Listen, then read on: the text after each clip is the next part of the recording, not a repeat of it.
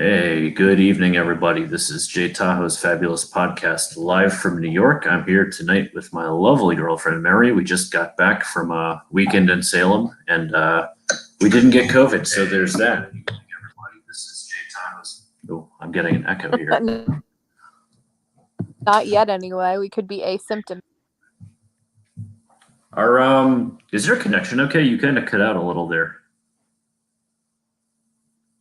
I think I'm okay. You sounded a little choppy to me when you first came on. Okay, I'm clear now though? Yes, you are. All right, cool. So yeah, as I was saying, we're back from Salem, and we're back here in New York, and you had a really good topic for a stream tonight. I almost wasn't gonna stream. You guys know it's been a while since we've done a stream. I've been slacking. Life has come up. There's been a lot of things going on, but you came up with a really good topic tonight. We were talking about a couple of things. Do you want to let everybody know about what that is? Sure. So we were having a conversation earlier, and I remember that I was supposed to hear back from one of my doctors today, and I hadn't. I reached out yesterday. Mind you, I was seen 2 weeks ago, or nearly 2 weeks ago, and I had gone for a couple of tests, and I was told by the hospital that I would hear back from the doctor within 1 to 2 days. And 4 days had passed, and I still hadn't heard from the doctor.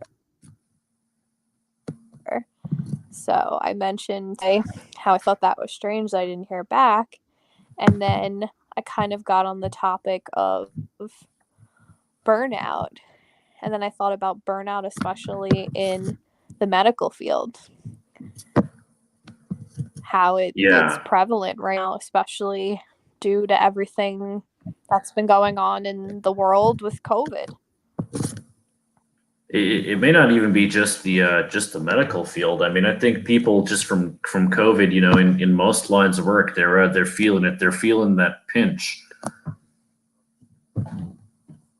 right? Definitely. I actually read an article the other day that was saying how women have been, the workforce has been impacted heavily due to COVID. And I think it was something like 55% of women in the workforce are now, faced with unemployment or underemployment, and we've lost a number of jobs. But for the people who are currently working, I think that the demands are getting, more and more extreme, and there's this pressure to try to, really like be the best and exceed expectations. And then when you do exceed those expectations,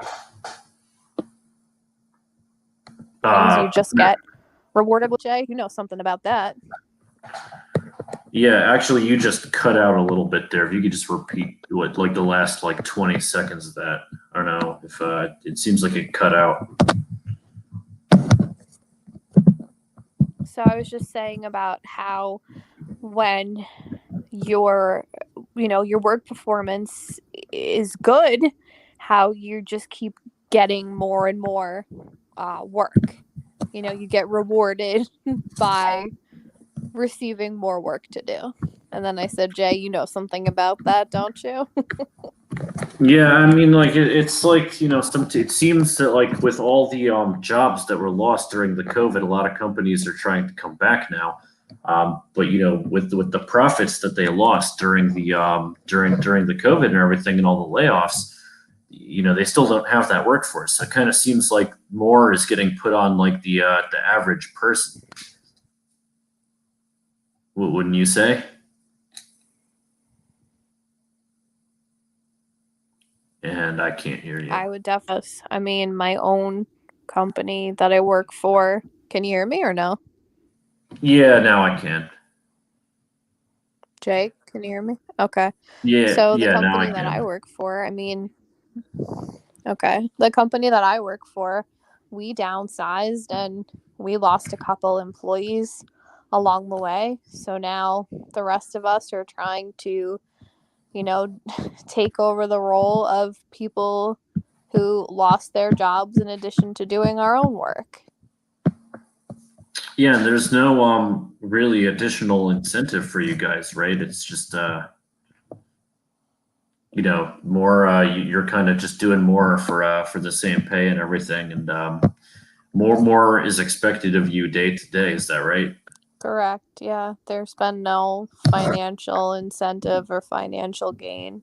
It's basically just been okay, keep working because we need to pay the bills. Mm. But I mean, I know a couple of months ago, some people, like in Target and everything, and a couple of companies paid their frontline workers hazard pay. Yes. Um, but it's like even if they were getting that, it makes me wonder how much of that was lost, just to taxes alone. Right. Especially people in the medical field. I mean, a lot of them I don't think really saw the hazard pay right away. And for those who did, you really have to wonder what is that worth? You're risking your life on a daily basis. You're being, exposed to severe cases of COVID. And a lot of hospitals, especially in New York, didn't have adequate PPE. So doctors, nurses, and the like were reusing masks. They were reusing, gowns. Like it really wasn't a good situation. I think at one point I had seen an article that the some of the workers in a Manhattan hospital were using garbage bags because they had ran out of like appropriate gowns and PPE in order to protect themselves. So to give you an idea, desperate times. So at what point do you put a dollar amount to that? You To, know? to right to what at what point do we put a dollar amount to a human being's life? Mm-hmm. And it just seems that we really were not prepared for this. Regardless of what you think of Corona, whether it's real or it's a big hoax, we just weren't ready for something of this impact. And but I think that a lot of people lost their jobs. We're not making light of that, but the people who kept them and everything, I think we're seeing a lot of burnout. Just the fact that it's taking you that long to get your test results, and that they didn't call you when they said they were going to call you within that time frame, Mm-hmm. really is kind of telling of what's happening here. That there's a lot of time frames aren't getting met, a lot of promises aren't getting met, but it's almost like what can we do? We don't have the manpower. We just and the people who are there are so overworked that like they're not performing the way they used to, because they just they're not seeing any incentive of everything. They get a sign that says heroes work here, but it's like that doesn't translate to anything that helps them in life. It doesn't translate to more money. It doesn't translate to more PTO or anything like that. It's just you get a sign. Exactly. And I mean, not to mention like the physical burnout, but think about the emotional toll that has on people. I mean, the hospital that my mom works at had a entire refrigerated truck in front of it with dead bodies. Like think about that. That's pretty jarring for the average person. Yeah, and I mean you're seeing that every day. I mean, it just seems like things are get. I would imagine it would just seem like things are getting hopeless. Right. And they didn't really know, when the end was going to be in sight. And then it seemed like the numbers went down over the summer. And now they're speculating that the numbers are going back up. And in addition to that, then you have people who have been exposed to the virus and are now presenting with, debilitating symptoms that they didn't initially present with. I had heard something about people getting lupus-like symptoms now as a result of being exposed to COVID-19. Well, you know the friend that I have that you'd spoken to who got COVID months ago, and he still, Mm-hmm. this we're talking back in March, and he still has no sense of smell. He can't eat various foods because it'll make him gag and be repulsed. So there's some people it has a lasting impact on. I mean, I don't, like obviously that's really alarming. Like he can't Right. his diet is completely different than it used to be because he still can't eat a lot of foods. Yes. So it's almost like and on top of that, you're working and everything. Like if you've had COVID and it had that kind of an impact on you, you're back to work, and it's like that's impacting you every day. I mean, this is you're right. Like I think a lot of people are really feeling the burnout. So after we talk through this, we're going to invite some callers on. So if you guys want to share, some of your stories, are you feeling that pinch? Are you feeling burnt out? I definitely want to hear from different people on this. Definitely. Um, How many people are watching right now? I don't know. It says only one. We're not that popular, but sometimes it says we have 3 people, and then and then when the stream uploads in the morning, it says 40. So I don't know how accurate that is, honestly. Okay. All right. But anyway, yeah. I mean, the comment section is actually dead on this one, so yeah, I don't imagine a lot of people are watching this one. All right. But the night is still young. This is true. It's only 8:30. So yeah, actually, here I think I posted it to Facebook. If you want to post it to Facebook too, try to get like some of your friends maybe to watch and come on. But yeah, I think is like I know that I made the mistake of having a stream the same night as one of the debates, and that was a big mistake too. Oh yeah, that's always problematic. That's going to be a little bit of a view killer, but I mean, it's like you can watch Joe Biden and Trump stammer at each other, or you can watch a cool show, and it's really up to them. But yeah. Oh my God, I just lost my entire track of thought. I'm a boomer. Wow. Okay, boomer.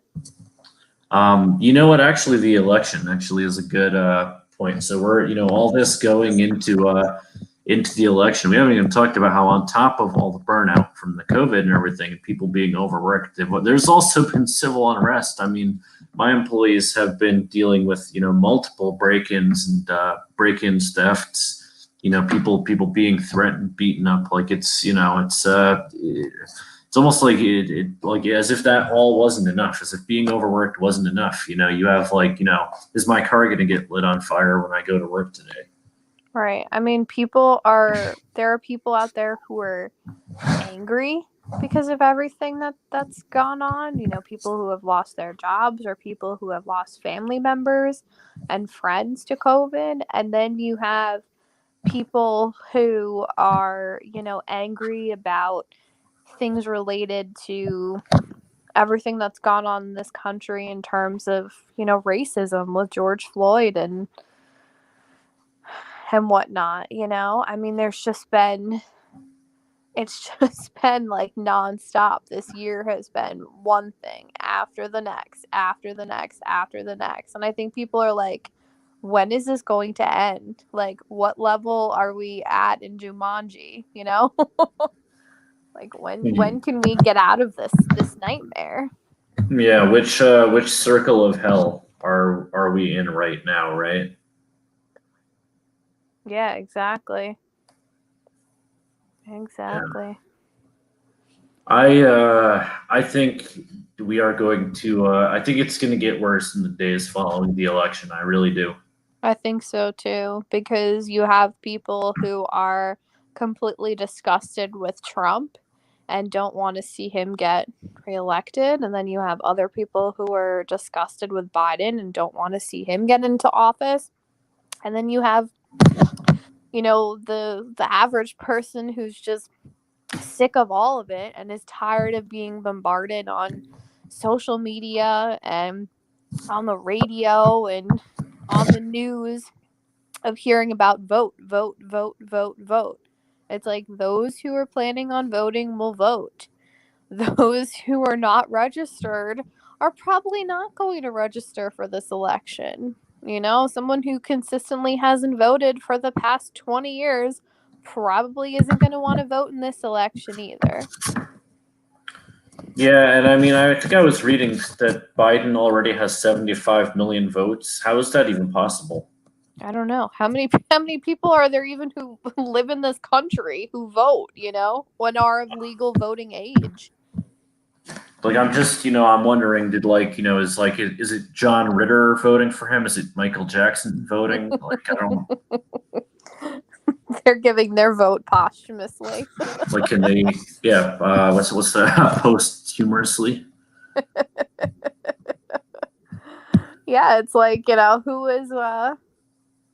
who's making these casting these ballots? Yeah, I don't know. It smells fishy to me, and I'm not even saying that the Democrats are cheating. I think everybody's going to cheat in this election. This whole mail-in ballots thing is not I don't agree with that.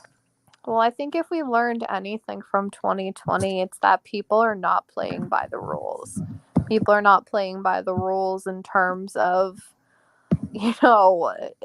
following orders and, respecting law enforcement. People are not, playing by the rules in terms of work. I mean, look at how many people kind of purposely went on unemployment or got furloughed because they realized that they would make more money on unemployment and not have to pay taxes on it than if they continued to work at their job. Yeah, I mean, it's almost like you can't blame them, though. I mean, it's like we're the suckers, right? Yeah, I mean, there's more incentive to stay home, not risk, exposing yourself to COVID, and make more money. Like, that's kind of seems like a no-brainer to me. I mean, people who work in group homes or people who work in nursing homes, it's like either you have a very good work ethic or you just don't want to be at home. You would rather work and expose yourself to COVID than be at home, which I'm sure is the case for some people. I'm sure some people have a really terrible home life, and for them work is an oasis. But I would say for the average person, especially with the current situation with burnout, I don't think work is an oasis for many. Yeah, I mean, I'm sure that's a gross exaggeration, but yeah, well, I think for some, it's actually going to just exacerbate the mental health situation. And by the way, speaking of government money, some of us still didn't get our stimulus payments yet. So, Big Daddy Trump, if you happen to be watching this show, I'm just putting it out there. And I've been a real good boy this year. So, Jay Tahoe did not get his tax return, did not get his stimulus check. Oh no, you got your tax return. No, I got my tax return, but I didn't get my stimulus check here. We're talking about November now. Right. Yeah, actually, would you say that you haven't been stimulated?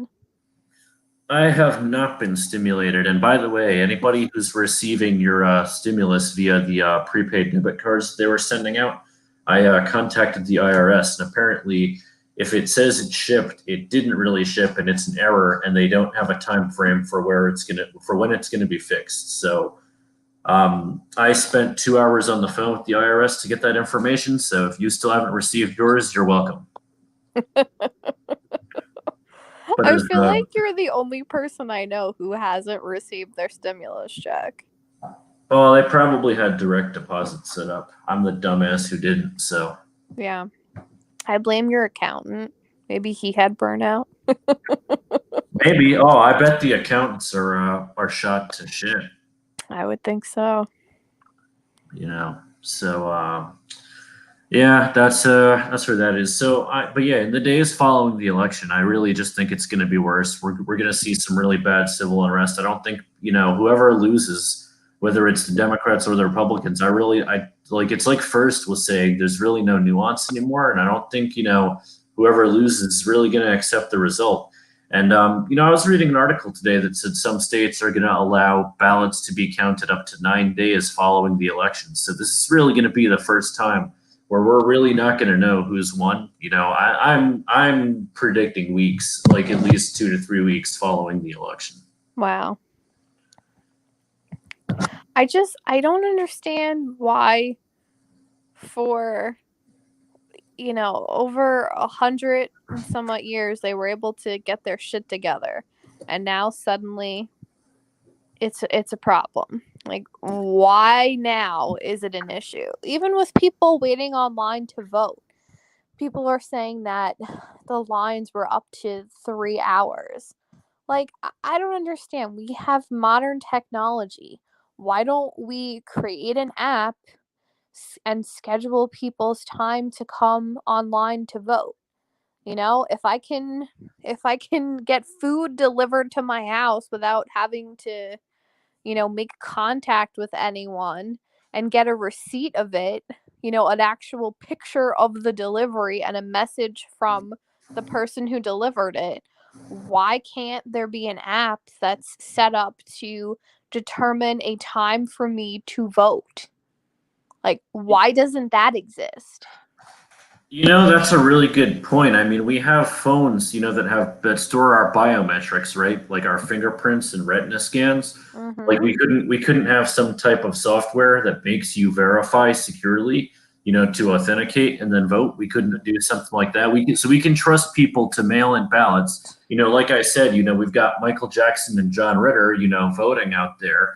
But we can't, use biometric data to, vote from your house, which if you think about it, would cause the election to be a lot faster. Like we still have election day, you can still get out to the polls, Mm-hmm. but you can verify it from your house and vote that way. Imagine how fast that would speed things up. Well, it would probably be what happened when everyone tried to sign up for Obamacare. The system would crash. I'm not even suggesting the option of voting from home like that. I'm just suggesting setting up an application where you can choose what time you want to go to the polls. Like I said, if I can order food with no issue, and I can schedule a doctor's appointment via, the web browser on my phone, and I select a date and a time, and then I get an email confirmation, or I get a text message confirmation. Why can't we do that with voting? You select where you're registered to vote, right? So you select what polling booth that you normally go to, and then you would just pick a time that's convenient for you to go vote. And if that time slot's available, it'll show up that it's available. And then they can limit the number of people, they can cap it and say, all right, well, they've met the quota for today, this many people to vote. To me, that's keeping the virus contained, if that's something that they're still concerned about. And it's, an additional step to track people's voting. Because think about it. I mean, you have an IP address, right? That's unique to your home.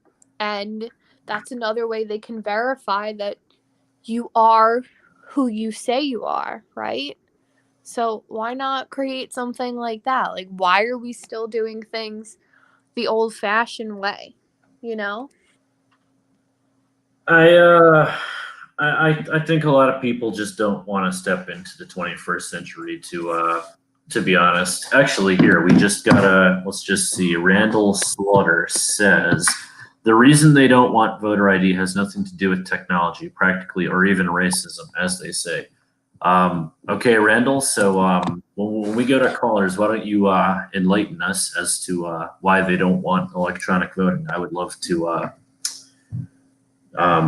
hear why. The reasoning for that. But Definitely. could it make it harder to gerrymander? Although there were some really strict new gerrymandering laws this year. I've been reading about that too because that's been in the forefront recently. Yeah, I mean, I don't know. Like it's really interesting to me. Randall Slaughter said they keep names on the rolls that shouldn't be there, and then get buses full of people to ride around, and they say they are those people and vote. It's cheating. Oh, it absolutely is cheating. Well, what about Kamala Harris, standing 101 feet away from the polling place, telling people to, vote for Joe Biden? Yeah, exactly. Well, I mean, that's little Miss Attorney at Law right there. She knows the rules and she knows how she can bend them to benefit her cause. yeah, I mean, I know we were reading that she has to be 100 feet away from the polling place and has to be at least 10 feet away from each voter. But Mm-hmm. I got to tell you, she was probably in that picture. It looked like she was 101 feet away. She was like 10.5 feet away from that voter. By the way, if you're not 10.5 feet in 2020, it's over. But let's just see.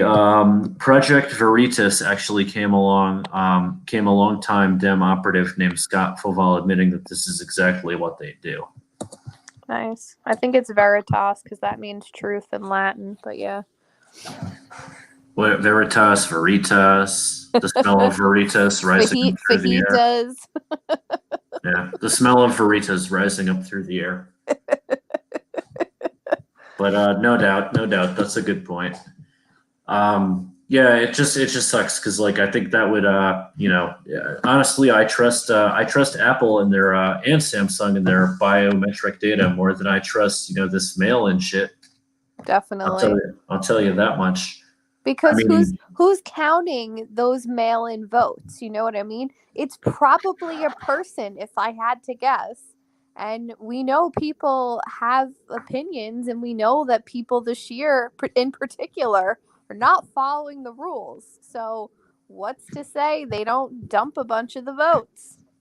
oh, hold on. Let's address this one right here. Recessed Bone says it's fucked. I have to show my ID for alcohol coping and nicotine coping, but not for voting. It's true. Wow. It's so true. They do not ask for your ID. You get to the front and they ask for your name, but they don't ask for your ID.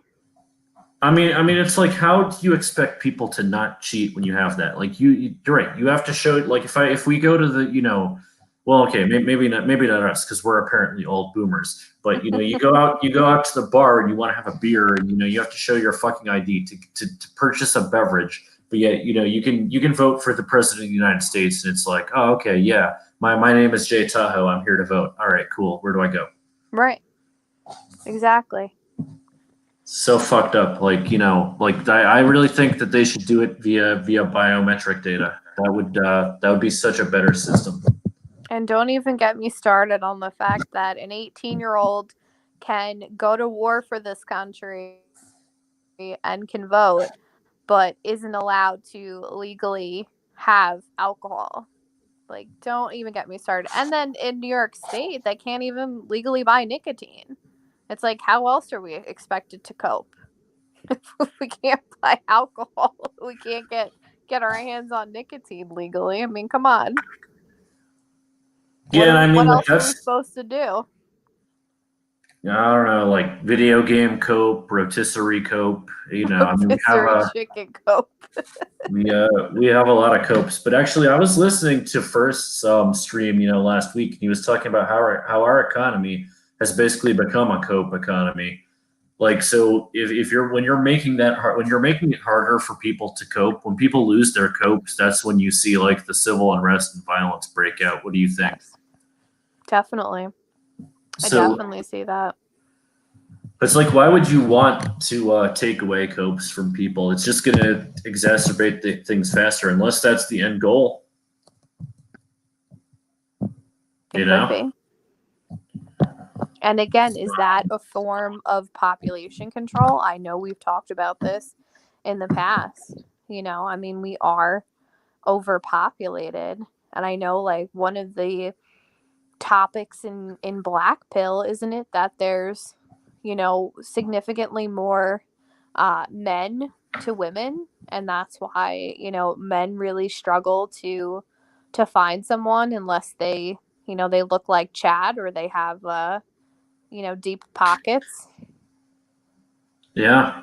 Um, yeah, no, that is definitely one of the tenets. And, throughout history, we haven't had problems like, we haven't had it this bad because a lot of the excess men had been wiped out by wars or environmental hazards. But, we've come to Yeah. a point in history where medical advances are keeping people alive longer than ever. And we haven't really had any global wars or large scale calamities, really since World War II. So, it's at a point where it's almost like, when is this damn bubble gonna burst? When is this COVID bubble gonna burst? When is this incel black pill bubble gonna burst? When's the housing market gonna burst? Like the tension is just getting to an all time high. We talked about this. We call this the dance.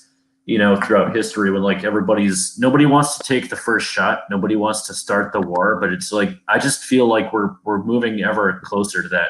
Even if like this election doesn't start a civil war, like I just feel like or even a global war, right? Because we know India and China might go at it anytime now.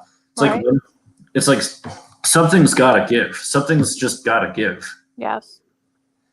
And I think as people become more burnt out, in the workplace, and are getting worked harder and harder, and not seeing necessarily more reward on that. And it's not everywhere. Like my job's we've been pretty good. We fluctuate, right? Like sometimes sometimes I have more work to do, sometimes I have some downtime, and it is what it is. But there's people in healthcare, as they get burnt out, and the quality goes down for everybody, which means more misery for everybody, because when you have worse quality of medicine, you're going to have less healthy people, Right. which is going to mean in turn, a lower quality of mental health. It's just like we're in like this like perfect storm right now. Yes. And I don't Well, know your how job, people, I mean, your job was great, and in fact, I mean, they offered employees bonuses in the middle of a pandemic. They didn't lay anybody off, and the people, were able to receive bonuses for essentially. I mean, yes, there were some people who were working in stores, but there were a lot of people who were working remotely.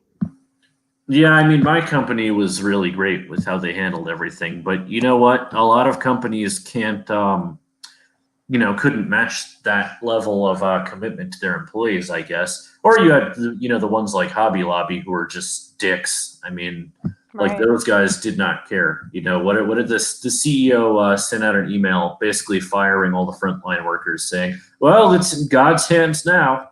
Right. Originally, they said that they weren't going to follow the governor's like protocol, and they were going to keep their stores open because the owner's wife had a dream that they were meant to keep the stores open. And then once they realized that they legally had to shut down due to COVID restrictions, they sent an email to employees and said, you're all fired. Like, don't call us, we'll call you.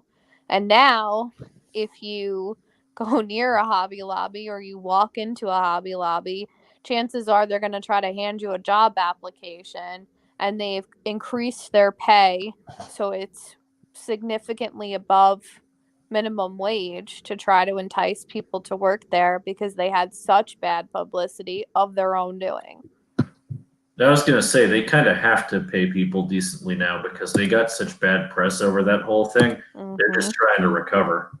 right? I mean, if it's not bad enough that they don't support the gay and lesbian community, uh, then you factor in, you fire people who have worked there, some potentially for years. It's like, what is wrong with you people? You're supposed to be Christians. I mean, you seem pretty hypocritical to me.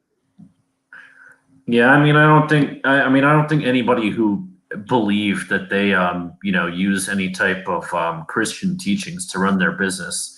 I think we're well past that point. But they're good at pretending to be Christians, just like Joel Osteen.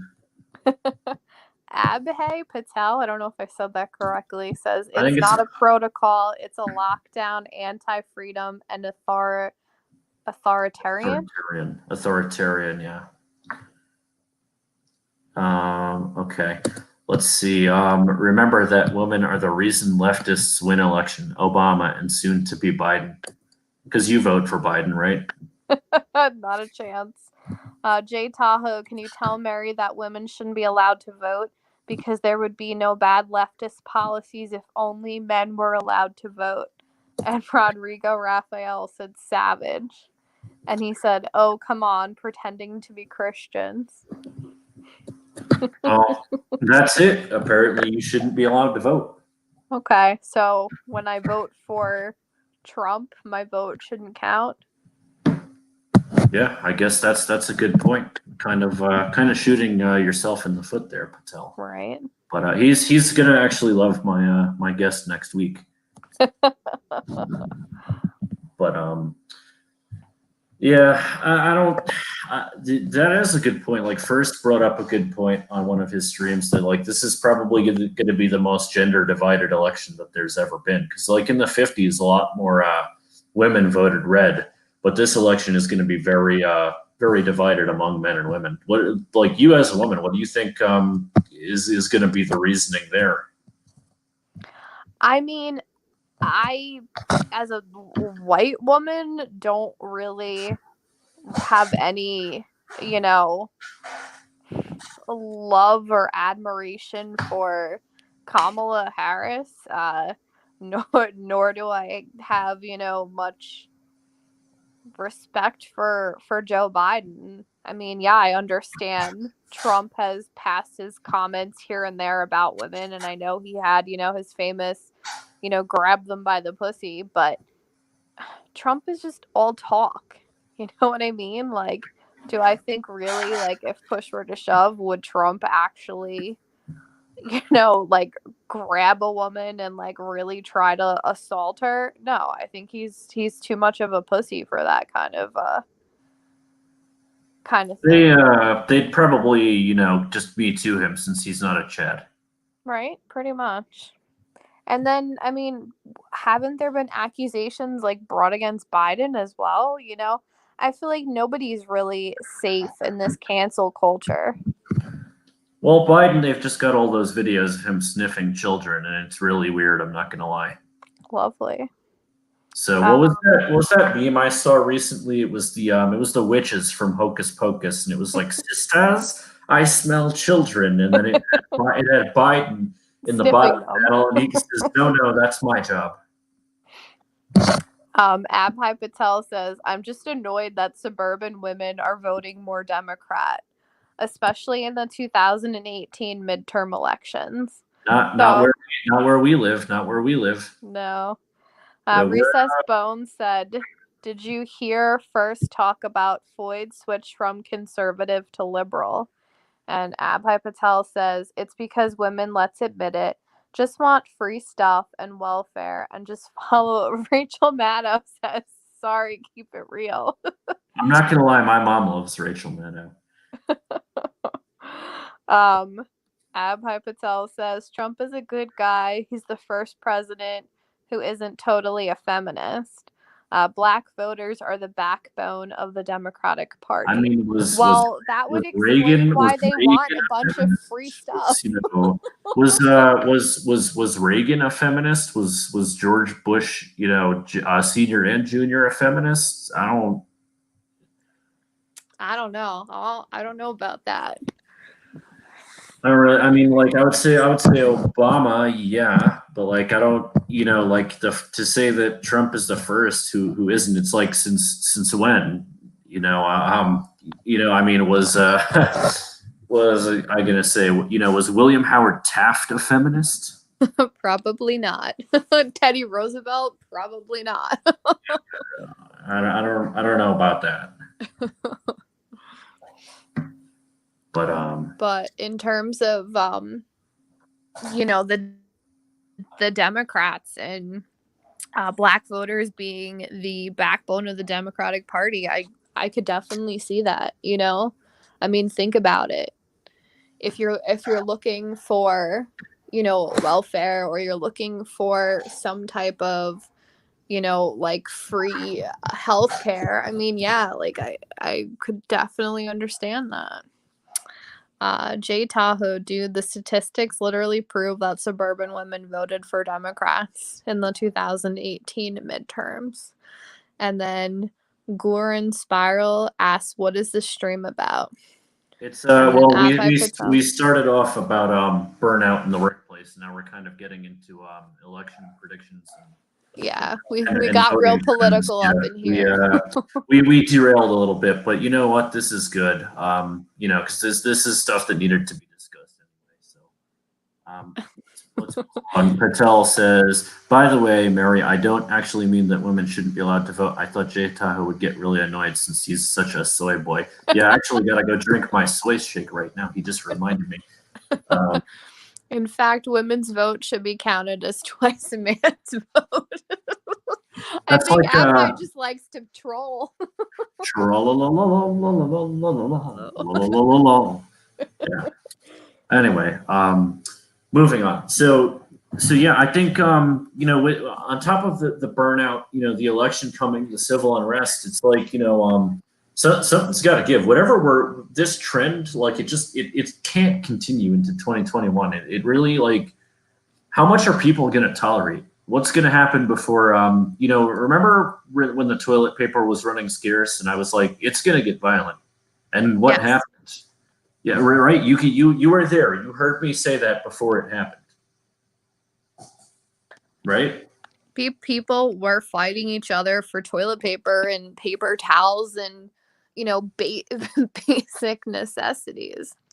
And now they're saying that there's going to be a second wave of that those products are going to be scarce again. And sometimes you'll go to the store and you won't see any toilet paper. Sometimes it'll be Still, fully stocked, and then sometimes it'll be the reverse. There will be a ton of paper towels, and then other times there'll be no paper towels. And you still can't get Clorox wipes, which is mind-boggling to me because you can get bleach. So if you can get a gallon of bleach, why can't I get a container of Clorox wipes? yeah, they've been gone the See, whole time. That's been yeah. Let's look at some of these comments here. comments, yeah. You want to take this one? It says Trump will lose the election. There are simply too many black voters and people wanting free welfare handouts, and the suburban women are going for Biden badly. Biden will end America as we know it, and Kamala will be president in reality. Yes, I do agree with you there. I think that if Biden gets into office, that he's suddenly going to meet his demise very quickly, and I think that Kamala will become the president, and I do think that life as we know it will have completely changed. Yeah, I mean, I'm not a conspiracy theory person, but I do think that this plan to get Kamala into office via Joe Biden, I think that's spot on. I do think that that's what they're doing. Jay, guest says, Jay, you're going to have to give into marriage with your girlfriend, else you'll get dumped and you'll No, be back. marriage, get it right. That's marriage. And you'll be back on the Mamoon Network. Oh, I will not be coming back to the Mamoon Network. I rage quit that the other day. Oh, that's great. Yeah, Wayne Miller. Sup, Jay Tahoe. Wayne Miller. Biden will put America into lockdown till 2024 minimum. I hate these. Well, yeah, we all hate these fucking lockdowns, bro. This shit needs to really come to an end. But I don't think it would get that far. I think we would have it would turn to violence long before 2024. I give it like another 5-6 months of this before people just lose their shit. I agree. I mean, look at over the summer with all the civil unrest, how many people went out and bought guns. Like, just think about that. Oh my God, that line that we stood on to get ours. Remember that? I do. It was wrapped around the store, and we waited how many hours to get in there? That was like 3 hours. And all they had was 22s. Right. And we live in a blue state, like, just to give you an idea. Okay, let's talk about this one. We don't all hate these down. The suburban women love the lockdowns. Okay, you're a suburban woman. Your mother's a suburban woman. We actually know a lot of suburban women. So, in fact, I'm just gonna say we should actually bring some on the show to talk about this. So, what do you think of the lockdowns? I mean, I know what you think, but tell everybody else. I mean, I liked it in terms of my job. I enjoyed being able to work remotely. That was pretty nice. Don't get me wrong. Teaching remotely was not all that much fun, but being able to stay in my pajamas all day wasn't terrible and play with my dogs. My mom didn't partake in a lockdown because she literally worked all of the lockdown in hospital, so she wasn't in lockdown.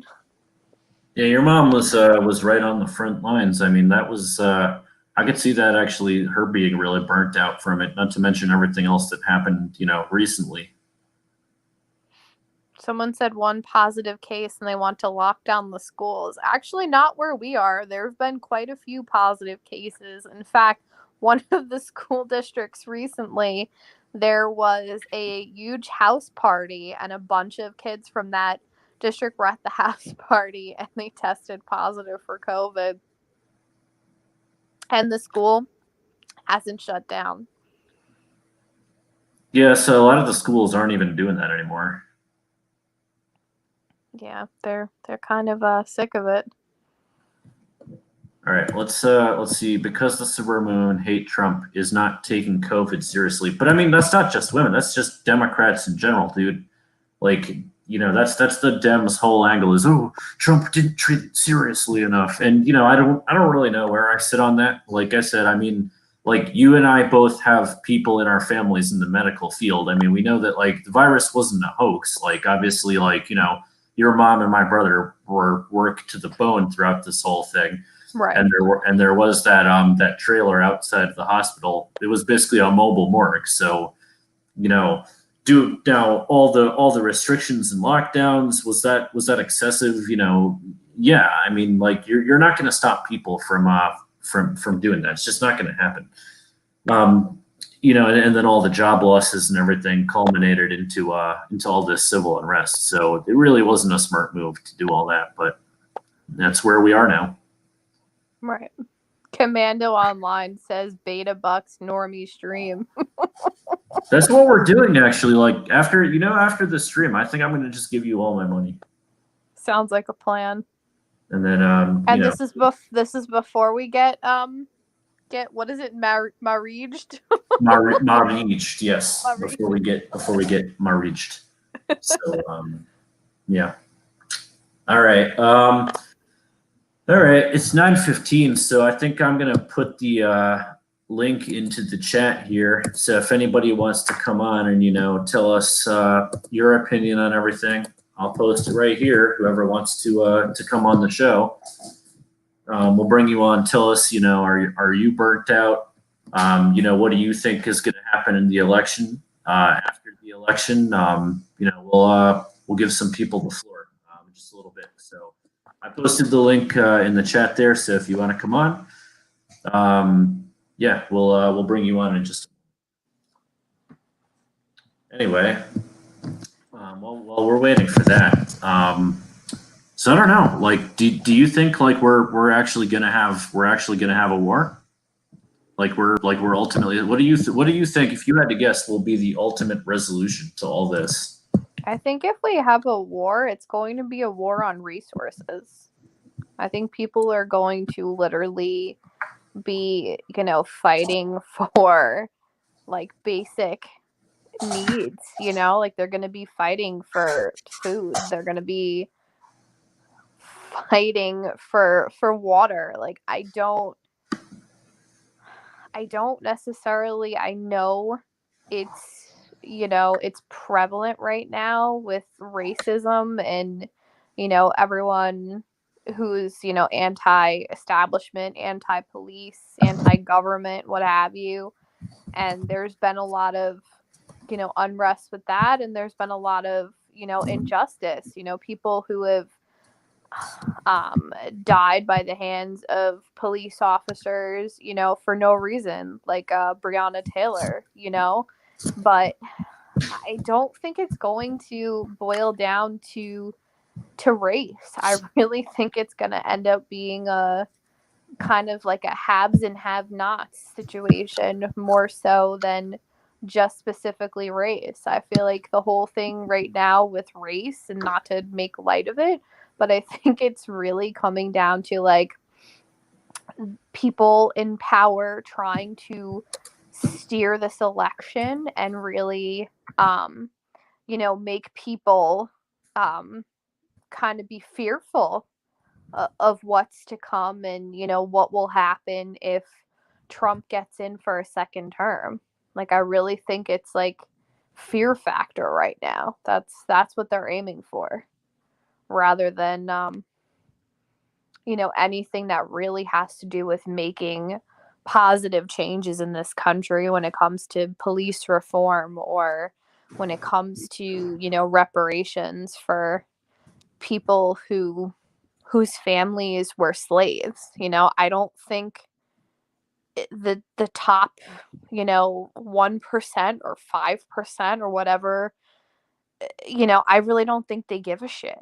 I think that they have their own agenda to push, and I think that they figured, oh, this is a way that we can get a large gathering of people upset. So yeah, fuck it. Like this is what we're going for here.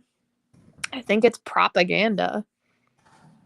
Yeah, I'm almost wondering though, like if we were to have a war, it's almost like I'm like, okay, we're gonna have a war, it's pretty much becoming inevitable, but what are the factions gonna be? Is it gonna be Democrats and the Republicans, conservatives and liberals? Is it gonna be, blacks and whites? It's almost like there's too much overlap. Like, so I think you're right. It might just boil down to the elites versus the peasants. But we kind of talked about how like that's why the elites have like been trying to create so much division between blacks and whites, men and women, various religious sects, because they don't want people, they realize that they're very outnumbered. So it's hard to guess what the factions would be if we were to have a war. That's where I don't know, Honestly, what it comes down to, yeah. Yeah. All right. So we've got a guest here. I'm going to bring on our guest. We've got President Harris. So we've actually got Kamala Harris live and on the show. Welcome to the show, President Harris. Thank you very much. I'm going to raise your taxes by 75%. How are we all doing? Sounds good. Hey, welcome to the show. Thank you. I think if we had a war, the factions would be very easy to see. I think you'd have I think mostly white men and a lot of men. Like if you read some of the articles, a lot of Hispanic men this time around, especially in Florida and whatnot, they're voting for Trump. A lot of men, especially with regards to Trump's handling of the virus, they appreciate it. But the gender divide, like you mentioned, is very stark, and it's just so annoying when you see the statistics around the suburbs, like I keep mentioning, because it doesn't make any sense to me. Like, are people not looking at the policies that Biden wants? And one of the things that I was really worried about in the Democratic primaries was, Trump kept saying that he wants to go up against Bernie. But this just proves that people don't really care and that they're okay with leftist policies because leftist policies are all about giving more and more. So if Bernie was the nominee, I think he would beat Trump too. I think Biden's going to get more than 300 electoral votes. He's going to win Michigan, Wisconsin. There's just, if you look at the demographics and if you look at the voting constituents, there's just not enough votes for Trump out there. And Trump keeps saying, "Oh, look at my rallies, look at Biden's rallies." The left doesn't believe in going to the rally because they're scared of COVID. But look how long they wait in the voting lines to actually vote. So this really gives off the vibes of 2018, where Trump is saying, "Oh, there's going to be a red wave," and it's like on election night, how are they going to cope? As we say, how are they going to cope? Are they going to say it's voter fraud? What are they going to say? I just don't. It's so hard for me to kind of understand that the suburbs, and especially suburban women. If I got nothing, I no hate personally, and I didn't mean what I said earlier about not they shouldn't be allowed to vote, but it's like they're voting for the most leftist candidate in history. Taxes increase, more regulations, all of this. It's like they don't care, and so I'm gonna say one last thing. I think that America is much more left than we think it is, and that's not a good thing. I'm pretty conservative on most issues. I think we are like center left, if not even like much more left than we think. I think even Bernie could win a general election, whereas most of the establishment, so to speak, be it the Republicans or Democrats, are scared that he won't win. But you look in Canada, or you even look in '08, a lot of the Republicans called Obama a socialist, called Bernie a socialist, called Biden a socialist. It doesn't work because all they're saying is give up more free stuff, more free stuff, more free stuff. People love that. That's how Venezuela started, right? We want free this, free that. Venezuela is the textbook example of why socialism doesn't work. But anyway, continue. Yeah, but and I'll just because one of the things that's really disappointing is a lot of conservatives nowadays are talking about college campus, right? No free speech on there, a lot of bias. They're just they really want kids to be leftist, but the damage is done much before university or college. It's done in public schools, in my opinion, just because I'm 23, and when I was in public school, and I'm in North America, we would never hear the conservative side of the issue. In fact, it wasn't just presenting America as racist and whatnot. On every issue, the environment, taxes, whatever. If you start off from such a leftist standpoint by the time you graduate high school, how in the world is anybody going to become a conservative?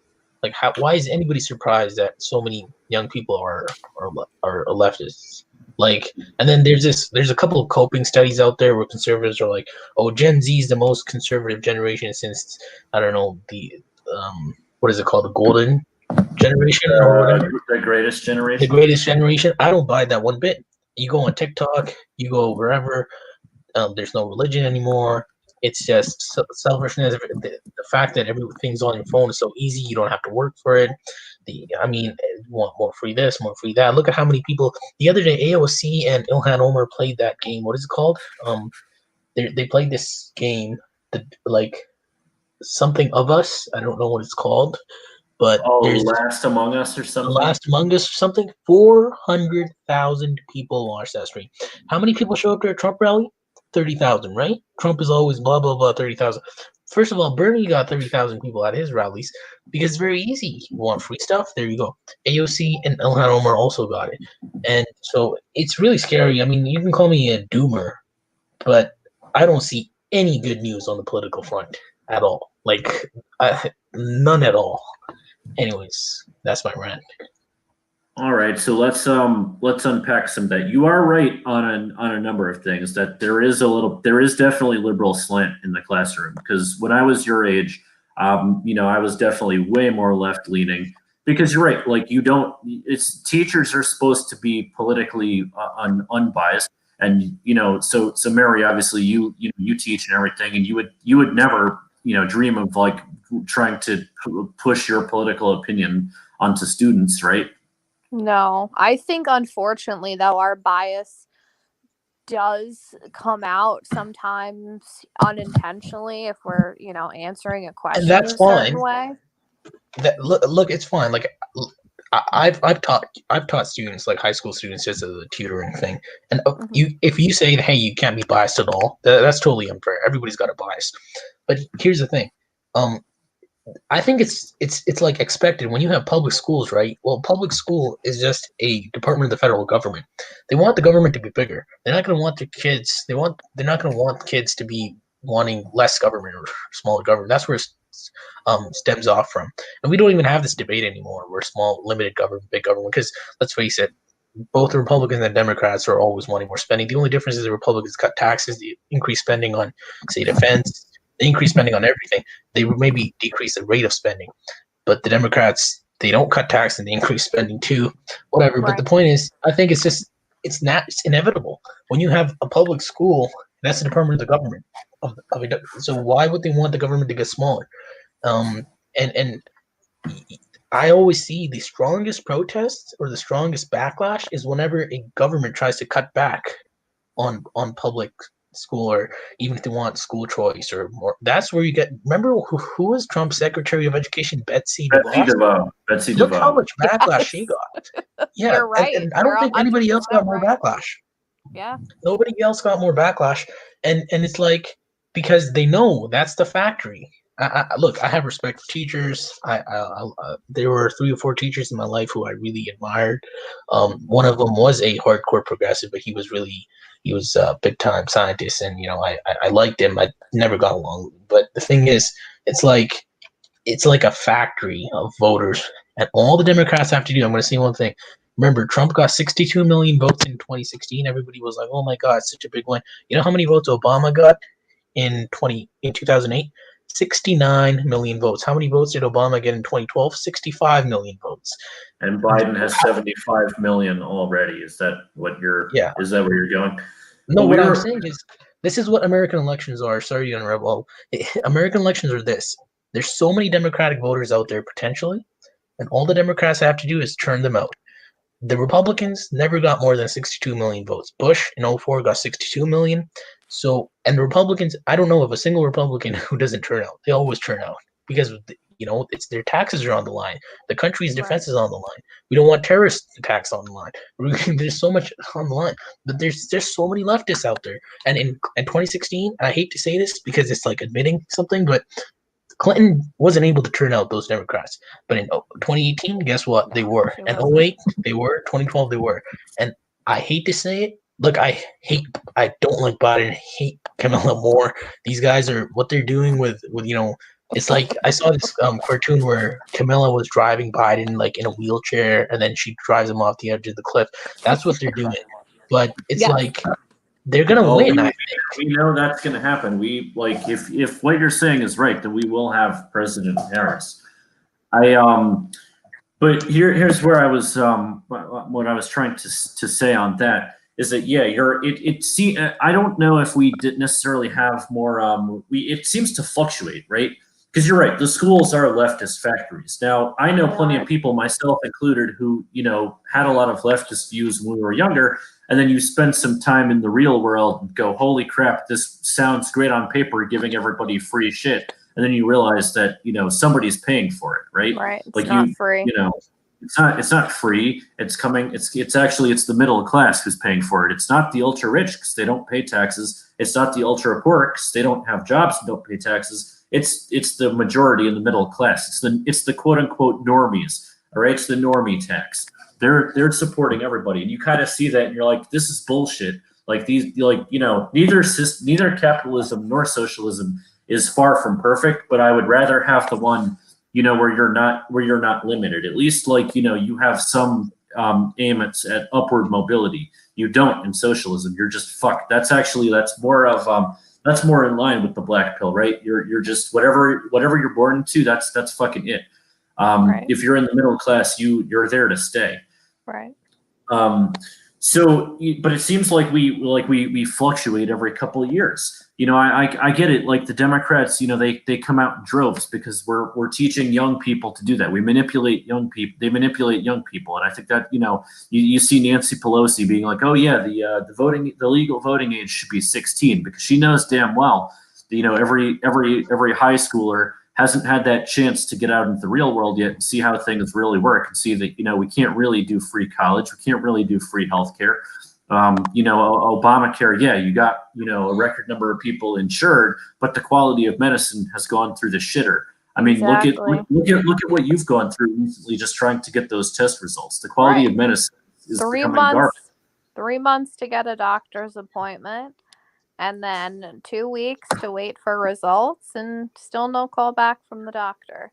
And you know what's sad though? But you know what's sad is in an election, I guarantee you, if we had like a, if the Democrats, and it's gonna happen in 2024, if they don't win now somehow, and the only metric that I see kind of in favor of the Republicans is because of COVID, the campuses are shut down, and campuses are like they're just a massive operation for the Democrats.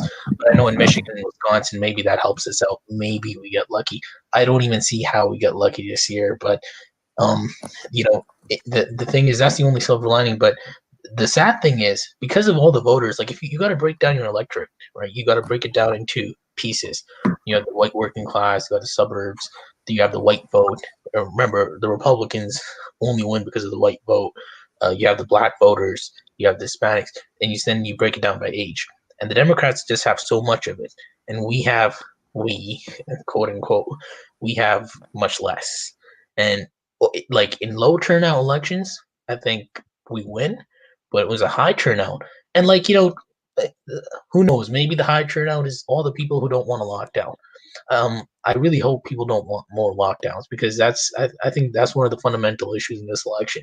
But I just don't see it. If you look at the history and if you look at registered voters and everything, if there's a high turnout, that's not very good news for Republicans. And this time around, you know what the Democrats want to do? They're going to add 2 more states. What are the states, like Puerto Rico or something, to the Senate? So we won't have the Senate ever again. They'll pack the courts. They might give citizenship to all illegal immigrants. So goodbye, Florida. Goodbye, Nevada. Goodbye, Texas. Goodbye, Georgia, maybe. We're not going to win any elections ever again. And it's like, and it's all because of COVID. Because if it wasn't for COVID, this wouldn't even be a race. Trump's approval rating through the roof after the impeachment failed. That's true, and the economy was booming prior to COVID. And China stole this from Trump. And I don't want to project. There's still 4 more days or whatever, but they absolutely stole it from Trump. And I don't see how this should make him rage because it's like the economy and everything was doing so well.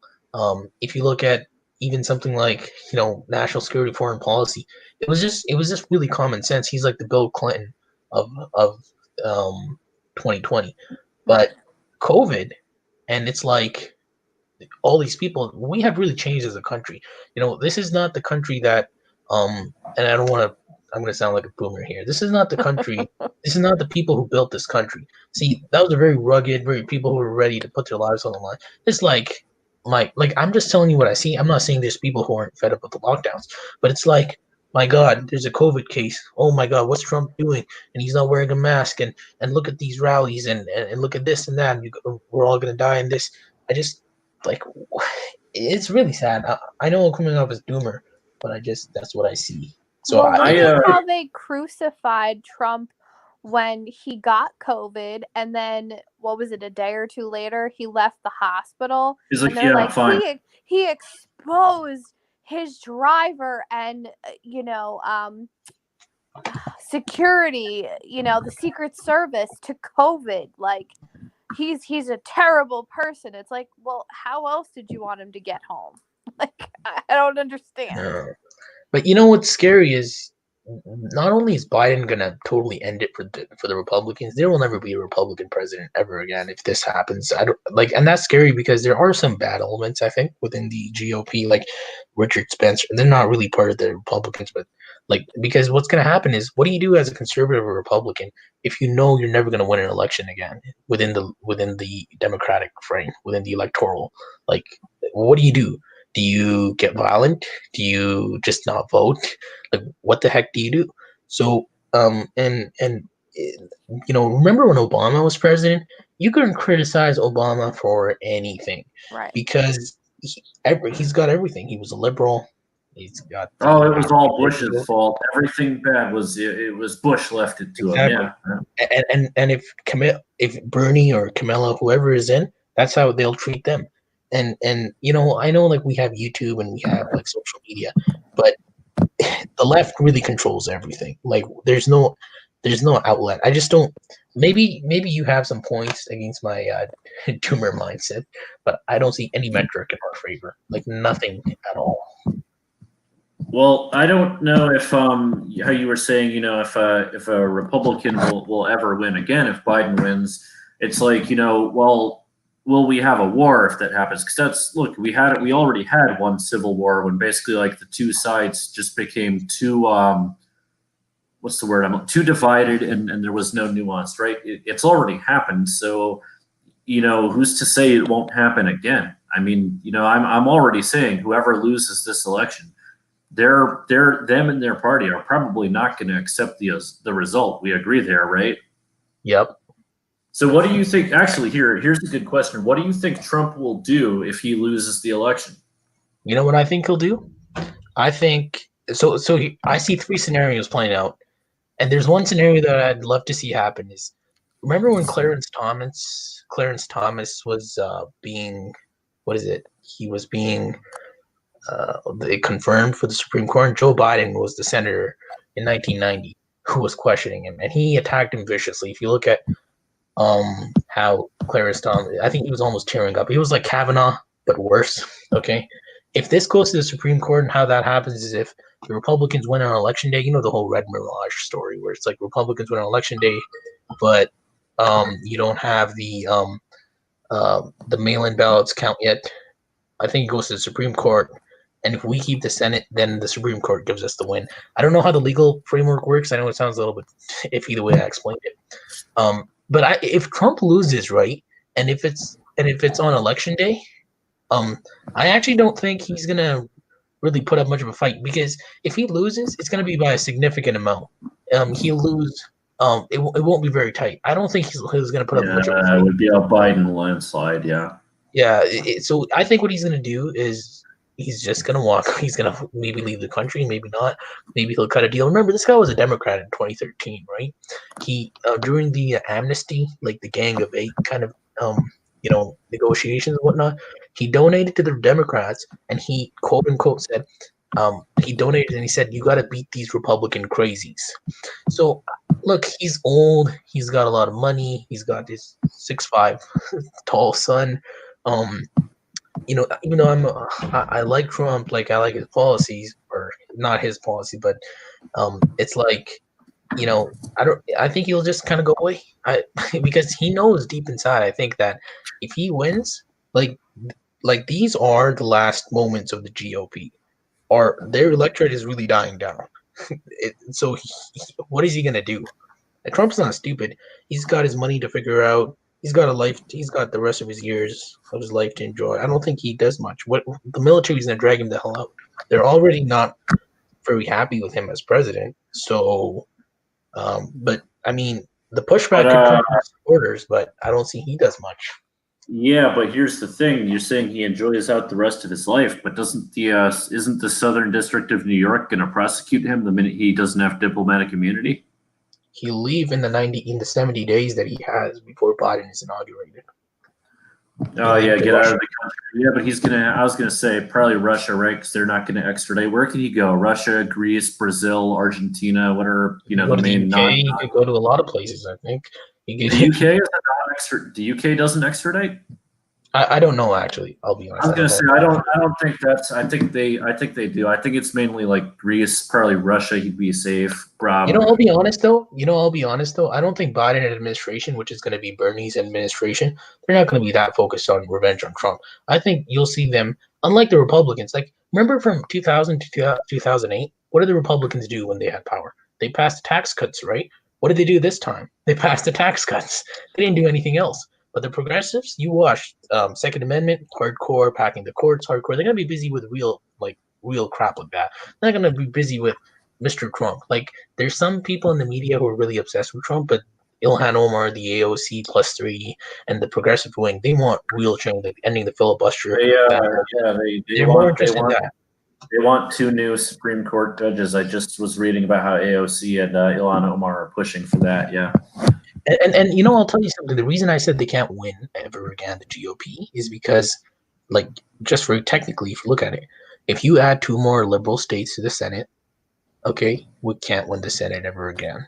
It's like 2 more Hawaii-like states. If they add 13 million undocumented immigrants as citizens, who the hell do you think they're going to vote for? They're going to vote Democrat. Okay, so there goes the swing states. And if they pack the courts, there goes the Supreme Court. And ACB is not even going to matter because ACB is going to be there, and the former liberal justices are going to show up, and they're going to probably give the middle finger to ACB and be like, "Oh yeah, now you watch. We'll watch what we do." And I'm just like, so I hope Trump wins, but if he doesn't, goodbye. Like it's over unless something crazy happens. Yeah. I take Unless martial law. I take martial law over a leftist administration. I take anything over a leftist administration. I just I know you were saying too that Biden is even more far left than Bernie. You really think so? No, I'm not saying Biden is more far left than Bernie. I was going to say because I'm Bernie is saying Biden. pretty much as left as it goes. Yeah, what I'm saying is, well, first off, Camilla was rated the most liberal senator in the Senate, more than Bernie, because I think on the Second Amendment, Bernie's not as nutcase as Camilla. No, Bernie. Well, you got to remember, Bernie Sanders is from Vermont, where they're very into hunting and stuff. So he's, you know, he's pretty. But I think he said he backs the NRA, but. No, he said he got a D+ from the NRA, and he's like saying, hey, "Look at me, you know, I'm still anti-gun guy. Still vote for me." But what I don't think Biden himself is more left to those guys, but he's not going to be in control. And even if he was, he's as left as Obama, and Obama was no conservative. Remember, Biden, well, he was instrumental in getting the ACA passed, right? So he's no conservative. I think Biden himself, like I actually kind of respect somewhat the guy. Like, you know, anybody who, like, believe me, I don't like Obama. It's just let's real quick. Let's look at this comment.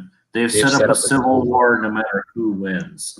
Yeah, I mean that's what I'm saying. Like I just don't think we've become so far divided that whoever loses. You know, I don't think they're going to be able to accept the result, and it's just this may be the powder keg that finally sets it. We've been through a year, right? We've been through a whole year of lockdowns and layoffs, and people's 401k has plummeted. You know that we know the housing bubble is going to burst. The incel issue. It's like what's going to be the powder keg that finally sets it up? What's going to be the Archduke Ferdinand, so to speak, that finally gets it going? Because I don't know. You know what? Call me a boomer. Like I'm not a normie. I'm lower in looks than a normie. Let me put it that way. But this whole idea, I think that there's going to be a great reset and things are going to be great for everyone. No. If there's war and all this stuff, it can only get worse, in my opinion. Like I know because some people are cheering it on. Like, oh, great, it's going to be great. Right. It's definitely going to be worse. Exactly. And so, because if you think about it logically, whoever's benefiting from this system, first off, they don't want the system to collapse. And even if they do, if you look at it in the food chain, the incels, an incel is simply anybody, any guy, forget about the ideology, any guy who can't get sex because of his physical attraction, whatever, like voluntarily, right, without paying for it. So you're at the bottom of the food chain in terms of society. So things aren't going to get better when the new system comes in. It really won't. Just my thoughts. All right. President Harris, thank you for your call. I know Meremy Jeeks was trying to come on the show. Do you have any final closing points you'd like to make? I still haven't heard any metrics, any proof, any reason as to why Trump would win this election from the right. I go on the Twitter handles, I see it's all like, hey, it's just like 2016, but it's not like 2016. It's like, oh, you watch, it'll be a red wave. But like, why? Where's the reasoning for that?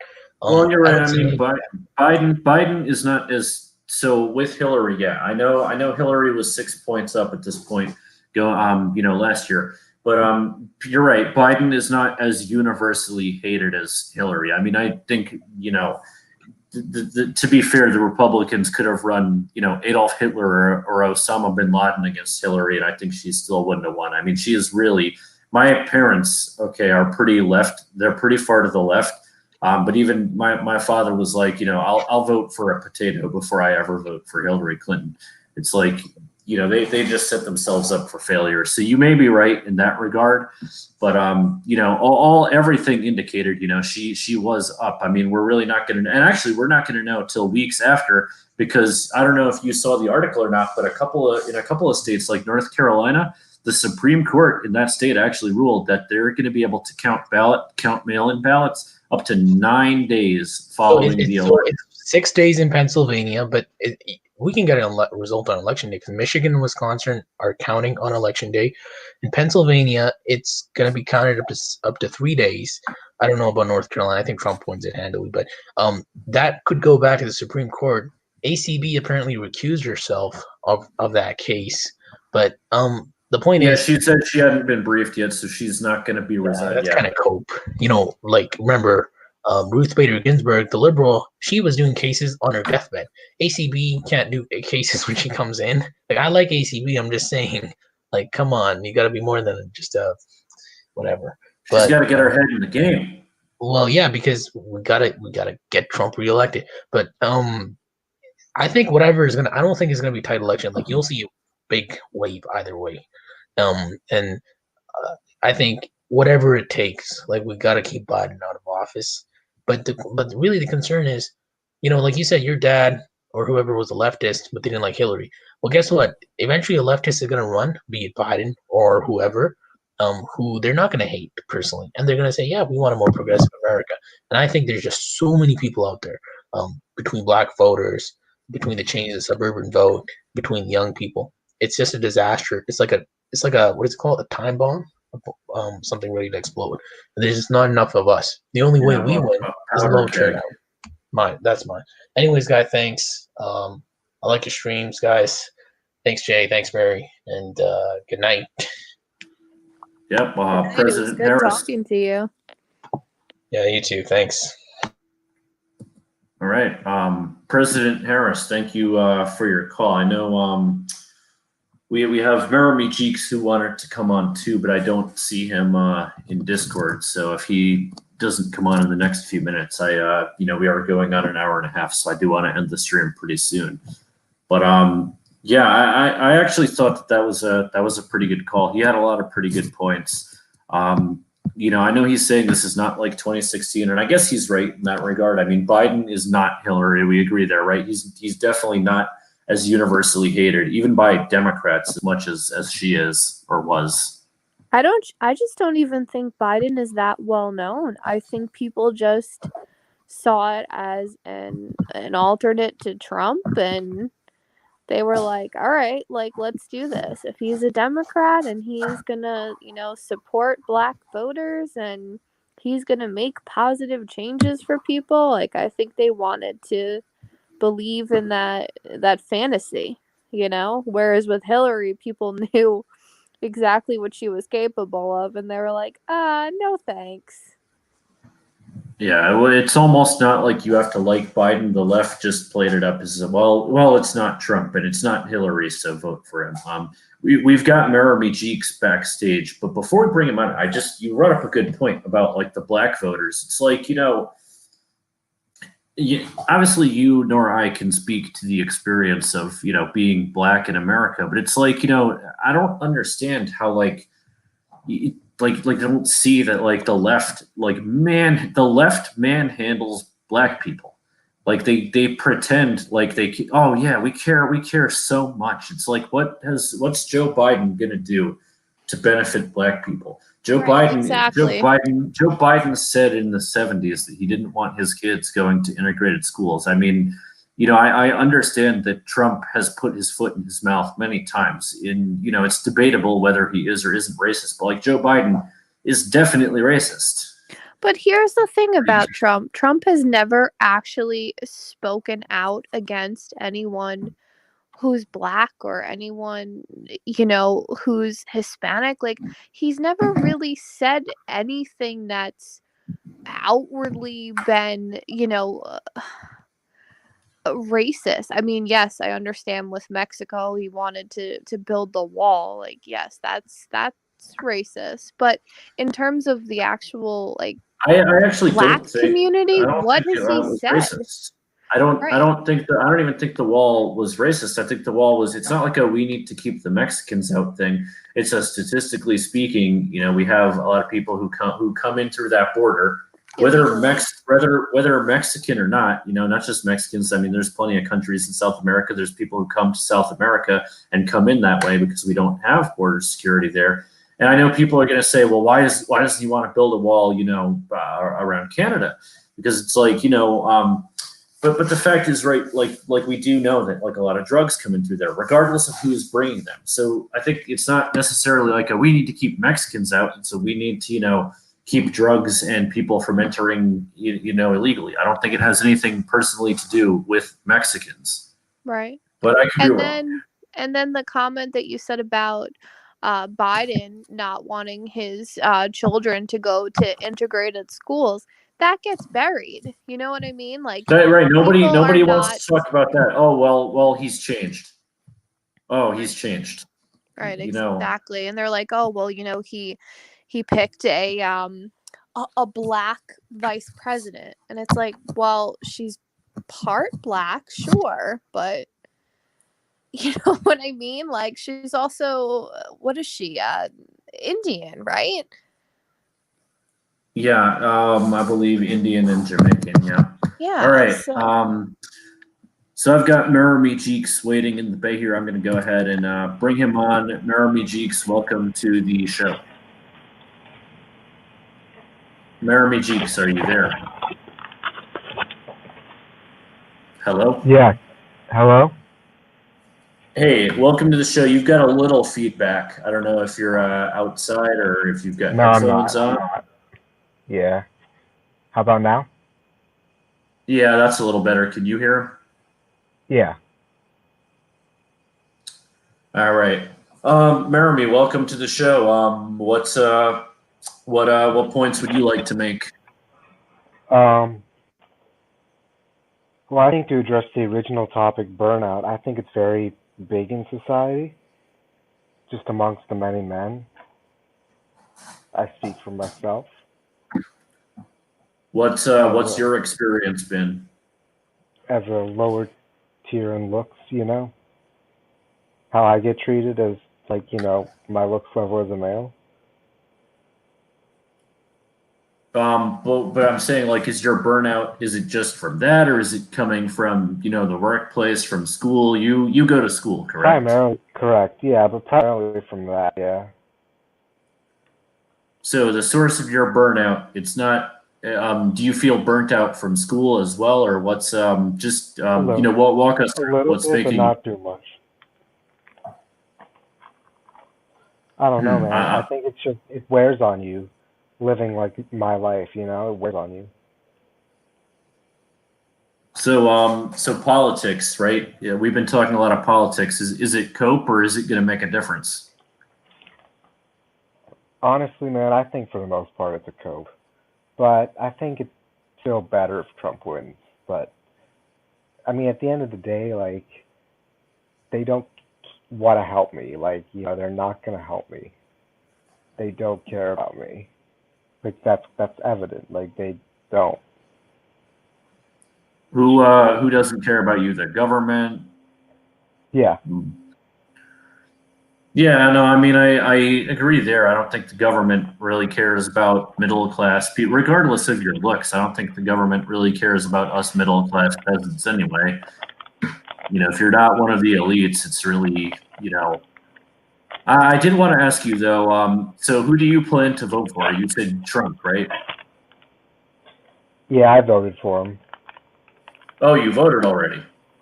Yeah, I had to mail it in because I don't live in my because I don't go to college like at my precinct like near it. So Oh, so okay, so you had to mail in your ballot. Okay. Yeah. I don't know, man. I Um, think I read they're being read by machines, not by people. So right. So I wanted to ask you, if Trump wins, how does it make your life better as an inkwell?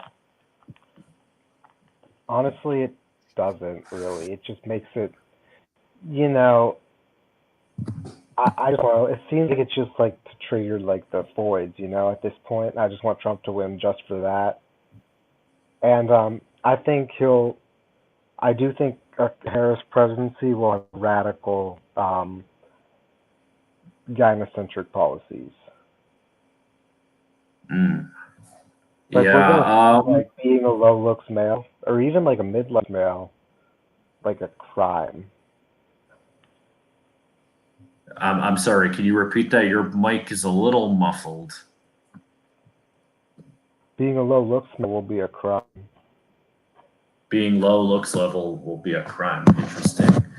I mean, I don't know, like how I get what you're saying. Like it would be, you'd be treated worse as a less good looking person or a less good looking man. But what would they do specifically to implement that? I mean, you'd have to like make it a witch hunt somehow, right? Obviously you could just say like, well, let's round up all the sub fives and stick them in the oven. You need to legislate Well, some kind of policy, I right? don't To think I get think it's so. I think the general social trend. You can't discount that. The the general general. social trend. Right, okay. Hold on, I Fuck, I just need got. a new mic. Wow. Yeah, you're cutting out just a little. It is, yeah, a little frustrating, but continue. So you said it's a general social trend. All right. It's just a cultural change, That's really what matters, I think, in the end, and that comes from the schools, I think it's cultural change more than necessarily legislative change. I see legislatively like kind of more of the same, like more of this like stimulus shit, more of this like blah blah blah, going into debt. I see that under either party. So I actually wanted to ask you, Mary, if Joe Biden wins, right, and he were to meet with an unfortunate accident, as I'm expecting that he might, um, and Kamala becomes president, do women benefit from that?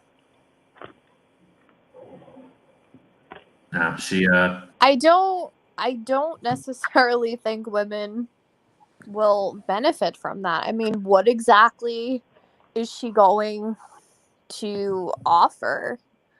I don't. Is she there? What was that, Mermy? Did you answer Jay? Yeah, I no. don't. Yeah, I don't know. How as a woman, I personally, or any woman for that matter, would really benefit from Kamala being in office. Like, what is she going to do for my gender? Like what isn't already in place that she really thinks she can bring to the table. I would be interested to know. But me personally, I can't think of anything that she would do to benefit me. No.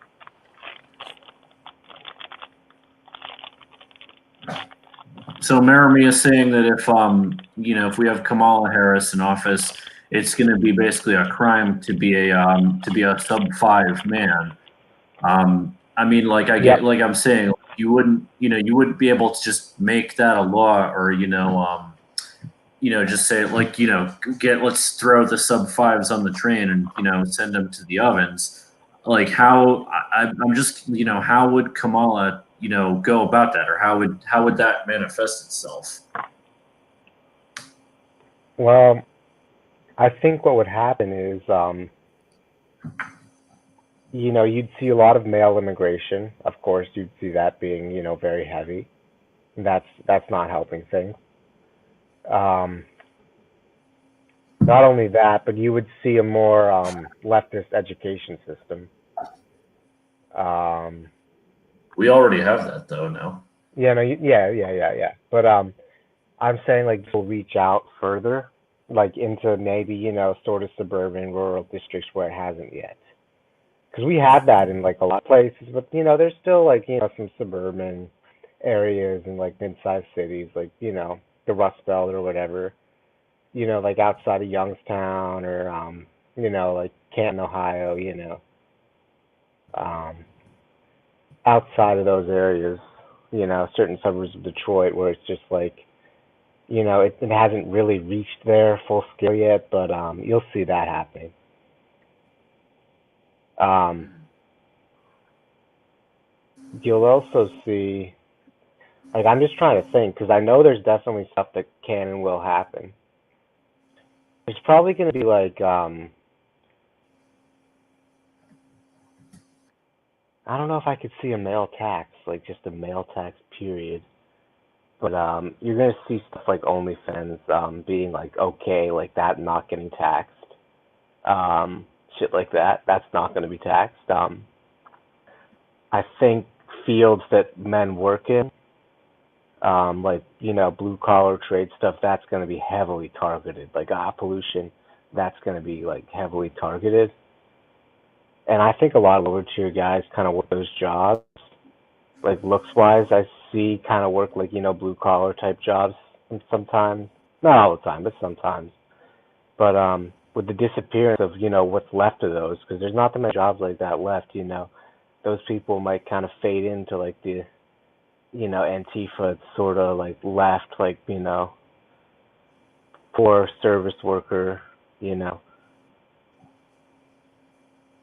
But wouldn't so let's say that were to come to fruition, right? Wouldn't eventually like that become a majority and those men would get really pissed and vote the opposite way the next time around? Since we know, right, we know due to the statistics that there's so many men and there are women, which is a big part of creating this issue, yes. Oh, you know what? You know what's interesting about that? More women vote than men. In the 2016 election, it was 55% Floyd and 45% males. So that's what I'm saying. So wouldn't eventually, if that were to happen, wouldn't that be, temporary until men wake up and go, oh crap, like, this, like, if laws like that are really being passed, and, screw us over, we got to vote this bitch out of office. No, and I Why don't see not? I don't see either, cause it's just not the cultural trend to do that.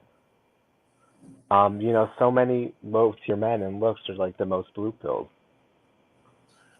Yeah, but I'm saying like eventually once like there's actual consequences, wouldn't people either not be blue pilled or just change their mindset and act, differently? Wouldn't it be kind of like There already are. cyclical?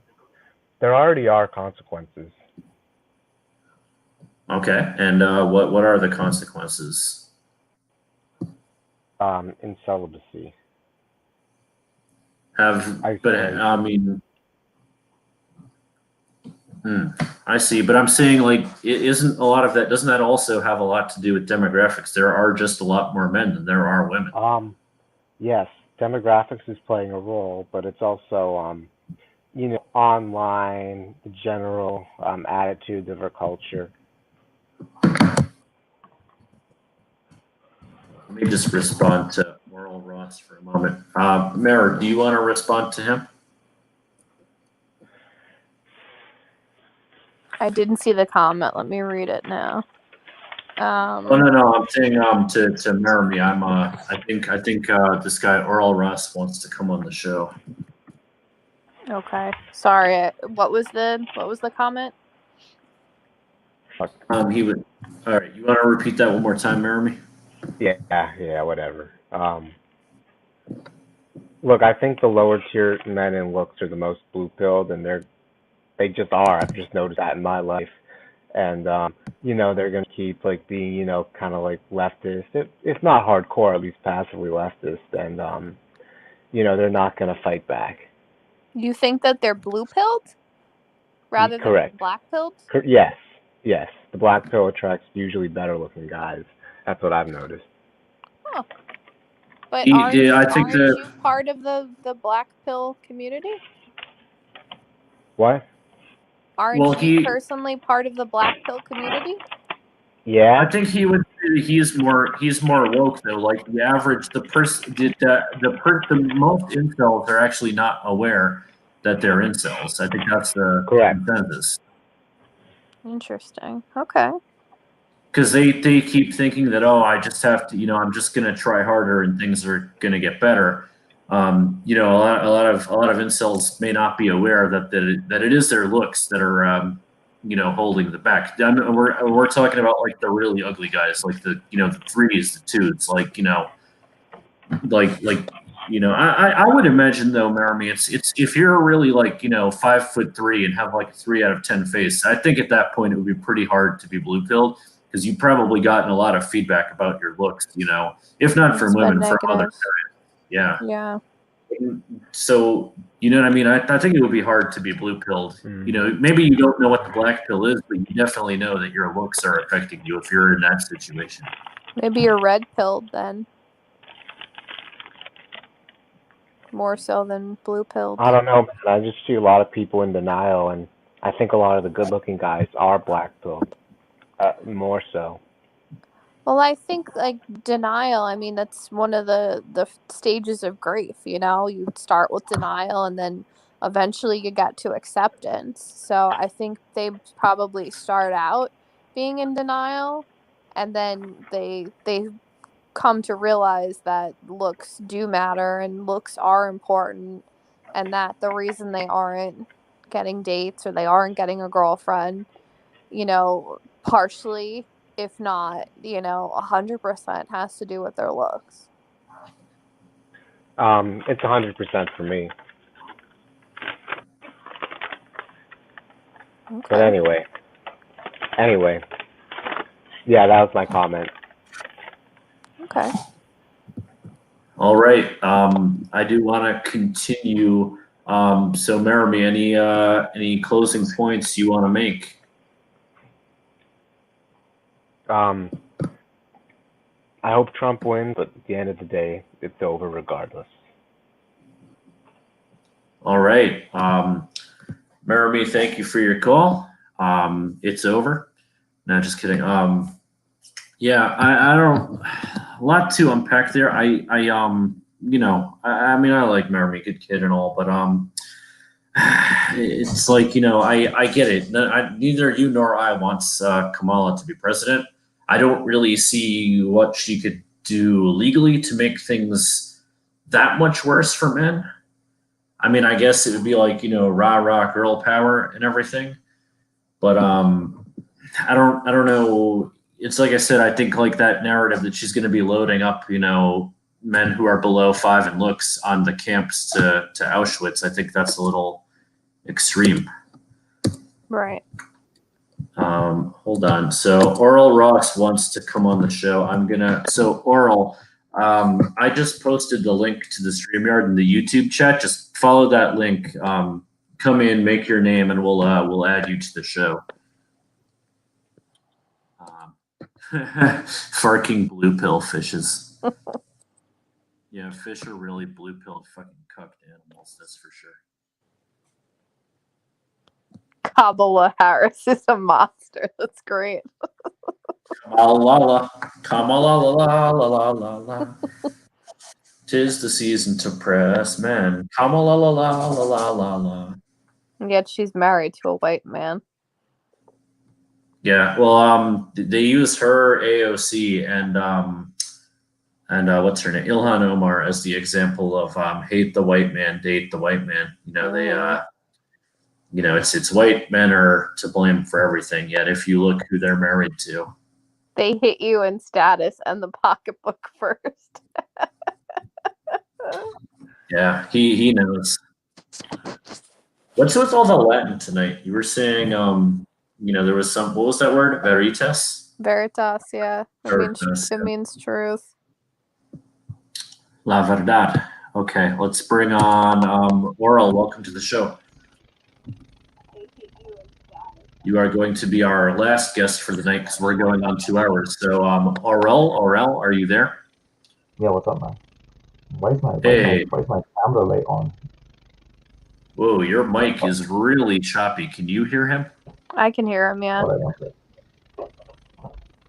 Can you just? I hear like it's like you got like an echo in the back. Can Wait, is it you? better now? Is it better now? It's quiet. It sounds almost like he's on speakerphone. Yeah, I hear like a buzzing noise though. That's kind of like I hear.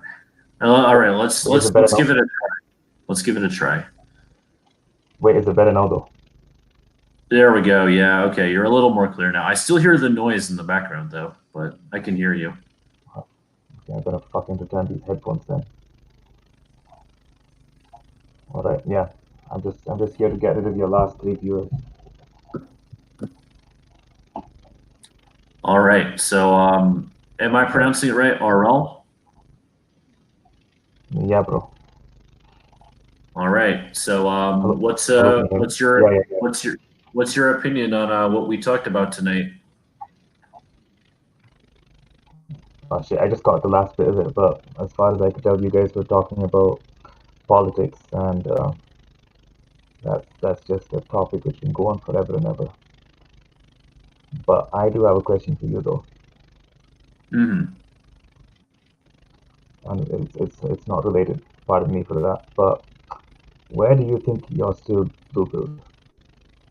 In which Why am I? aspects of your overall, like in your overall assessment of our cultural and political moment, where do you think you're still blue-pilled or the most blue-pilled? Who do I think are the most blue-pilled people in No, no, no. society? Where do you think you are the most blue-pilled in terms of your assessment of the cultural and political moment? Oh, where do you think that I'm the most blue-pilled? Yeah.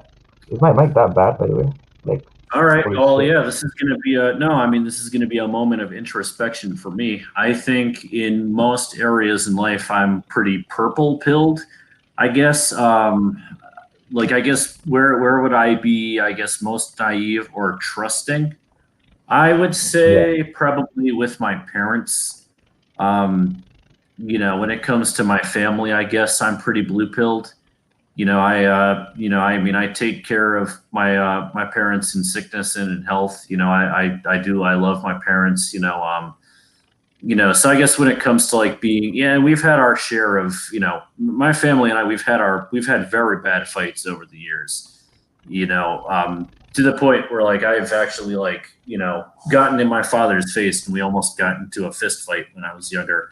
But at the end of the day, we made up and we love each other. So I guess in that regard, when it comes to my immediate family, yes, I'm pretty blue-pilled. Well, I wouldn't even consider that being blue-pilled. Like, the thing is, I think a lot of people are relating the black pill with just being completely negative and nihilistic and jaded in every aspect of your life. In fact, if you and you've been on the Inselmatics Discord channel. If you've talked to most of the people there, you do find that they're generally not, like, other than the occasional spurg self, you're gonna find that most people are generally not like overtly trying to just be nihilistic for the sake of being nihilistic. A lot of them are people who again have compassion, empathy, and the things they're seeking are not just pure physical. They're not just seeking like escort max or anything like that. So to think that like they wouldn't care about their family either is, I don't know. I don't see how that is exclusive to I I don't think that would care. You get what I'm saying? Yeah, I don't think you can be black-pilled and not be nihilistic. You can just take the knowledge and say like, hey, there are people who are in the black pill community who are not entirely nihilistic, and it's not everyone, right?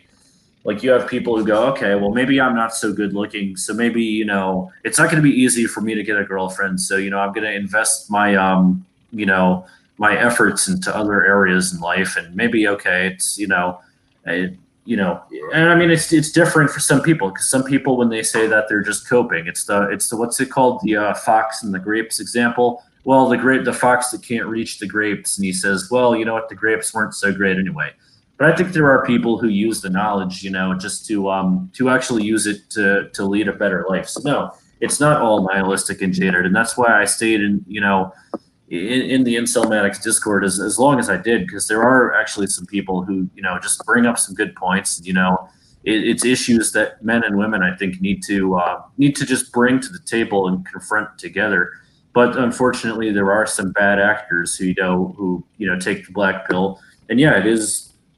If you overdose on black pills, I think that's when you get to that point where you're nihilistic, jaded, misogynistic, and get to that point. But there can be some positivity that comes out of it. As you know, I'm a pretty purple pilled guy. I do acknowledge that looks matter.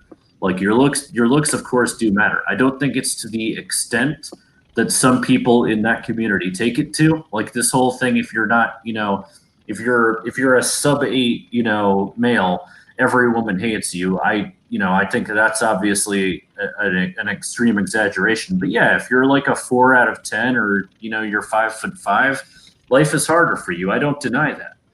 But So let's get stuck into that. Because I actually don't agree with that, the assessment that you just had. And in fact, it's more than a disagreement even with you. It's more of a disagreement with that entire rhetorical style, because you do acknowledge that no one is taking that extreme strawman position that you just presented, that if you're sub-8, everyone hates you. Of course, no one hates you.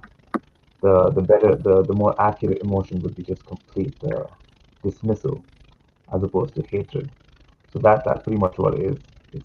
No one is taking the position that by dint of you falling short of that extreme standard, you're going to be universally reviled by the opposite sex. That's not the case. But and you know that, so it's just that I'm objecting more to the rhetorical style. But that being said, sub-8 theory isn't really about what sub-8 theory says is that we're on a trajectory, okay, and that trajectory, unless something major changes within the social circumstances in terms, and like I'm talking about like laws, not just like the changing of attitudes or anything like that. Unless something drastic to that effect changes, or again catastrophe strikes, where our entire social order is completely subverted. Falling short of that, the trajectory we're on is literally moving towards sub-8 in terms of the dating market, essentially speaking. So that's not an extreme position to the point that some people would think it is. It seems incredible on the surface of it, but it's not really.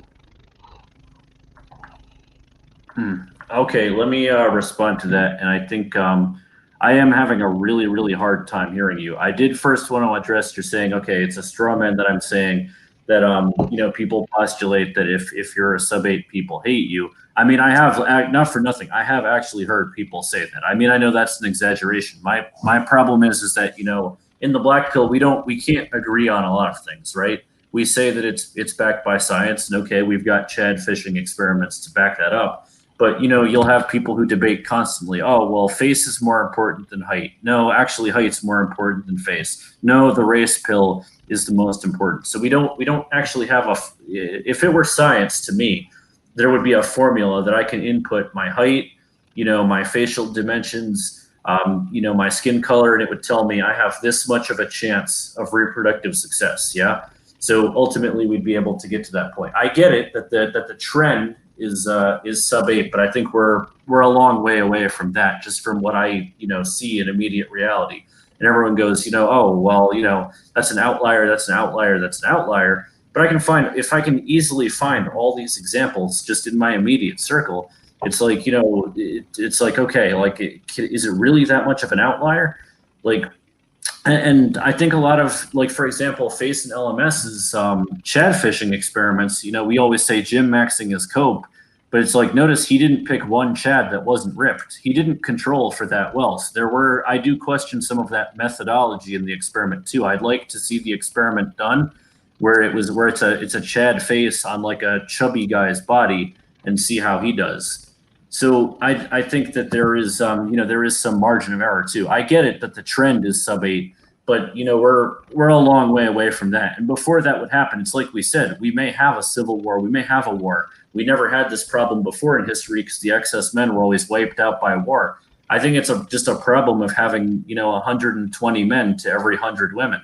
They're bombarded. There's too much choice, and sometimes, as First says, when you have too much choice, you pick none. But I'm trying to. If you want to respond to that, what is that noise in the background? Is it better now? Oh, that is a lot better. What did you do? For some reason, Streamlabs was using my freaking webcam microphone, and it wasn't using my actual microphone. Yeah, you are a lot more clear now. Mary, can you hear him a lot more clearly now? Yes, I can.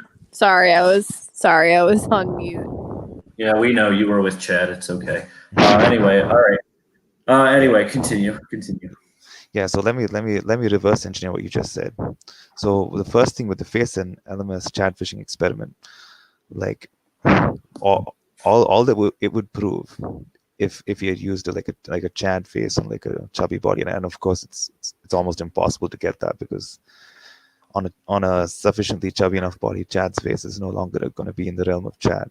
I mean, someone like one of us might be able to detect that the raw materials are there, but so then Chad does have to be Chad, right? Yeah, but like again, gym maxing. So again, all that it would prove is that there's an extra step that Chad has to take, which actually would fall in line with the observations of the black pill. In fact, it would further darken the black pill, if that's even possible. It would say that, but it still does not deny the fact, or does not go anywhere in disproving the fact that someone who's, let's say, a 6 or even a 7, like without the prerequisites in terms of height and frame, it's not really going to do much, because I don't know. I guess like maybe you'd have a better perspective on this, but I think that gym maxing alone, like I don't think that like just the muscles themselves are such a contributing factor, other than just being generally athletic. I think it's more about the broadness of frame and the height itself, which are more of the attractive factor. It's not really the presence of these rippling cornfield type muscles. I mean, I guess that's a bonus or something, and maybe even not for some people. But I think that's not the issue at hand. Maybe again, what do you think on that? Yeah, I mean, there's definitely, I think there's okay, you're getting a really, okay. Yeah, you're getting a really bad echo there. There's like a... Oh, wait, I've turned on the echo cancellation. I don't know why it's doing that then. Okay. Yeah, I'm going to respond. Hopefully we don't get that noise. Yeah, no, you're right. I mean, you do need a certain frame. However, yeah, there's also a point of diminishing returns, right? Like I don't know. So Mary, do you think like what kind of muscular physique is most attractive to you? Is it like an Arnold Schwarzenegger guy? Is it like a trim but like 6-pack guy? Like when is the muscles too much muscles? I think we lost her.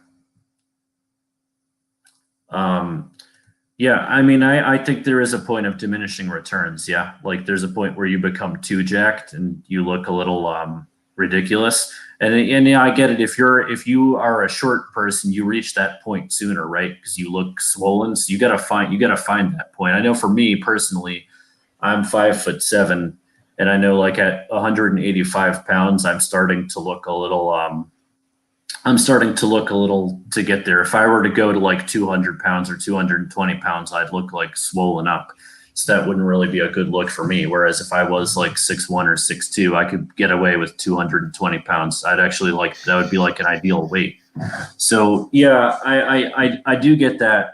But like the point is like if Chad has to work harder to get to that point, how does that now darken the black pill? That's actually saying that like, Chad can sabotage himself by letting himself go. Like Chad, you know what I'm saying? So like a guy who's like a 6 can gym max his way to a 7, whereas like if Chad is an 8 and he lets himself go, he can bring himself down to a 7. So I would actually think that that's like doesn't darken the black pill. That's more of like a purple pill. Okay, so let's try and be a bit more specific with this. So let's say we got like a 6'2" guy. Okay, he's got a good frame, and he's not even that gym max. He's just basically athletic. I think anything that he does on top of that is not really gonna like greatly boost his stats. It is what it is at that point, pretty much for him. Other than like with a very small niche crowd who are really into fitness. Now for a 6, so let's take someone like me. Let's say a 5'10", and you've seen me, like a reasonable build. I've seen, yeah, you're pretty muscular. Yeah, you're cut. Yeah, so that if me going any further than that, okay, so that's like the requisite level that I'm talking about in terms of like what a Chad needs. Anything further than that for me, and which again without taking steroids is really difficult, because given my genetics, I'm pretty much close to my natural limit, to be honest, and not in terms of strength, but definitely in terms of overall mass. But yeah, so like it's really not gonna boost the score so much. What it will do is just like it'll really solidify you within the range you are already at. It's not really going to compensate. It's not really going to go very far in bridging the gap, is what I'm saying. And anyway, I guess this entire thing was a bit of a digression overall, but just like it is a point to be addressed, generally speaking. So gym maxing is it's not cope, I wouldn't say, but it's like it won't bridge the gap. It's not a silver bullet for everybody. And I mean, I know who you are because we've spoken on Discord. You are Indian, correct? Mm-hmm. And what? Yeah. Which? I'm sorry. Where did you say you lived again? Approximately. We don't want to dox you, but.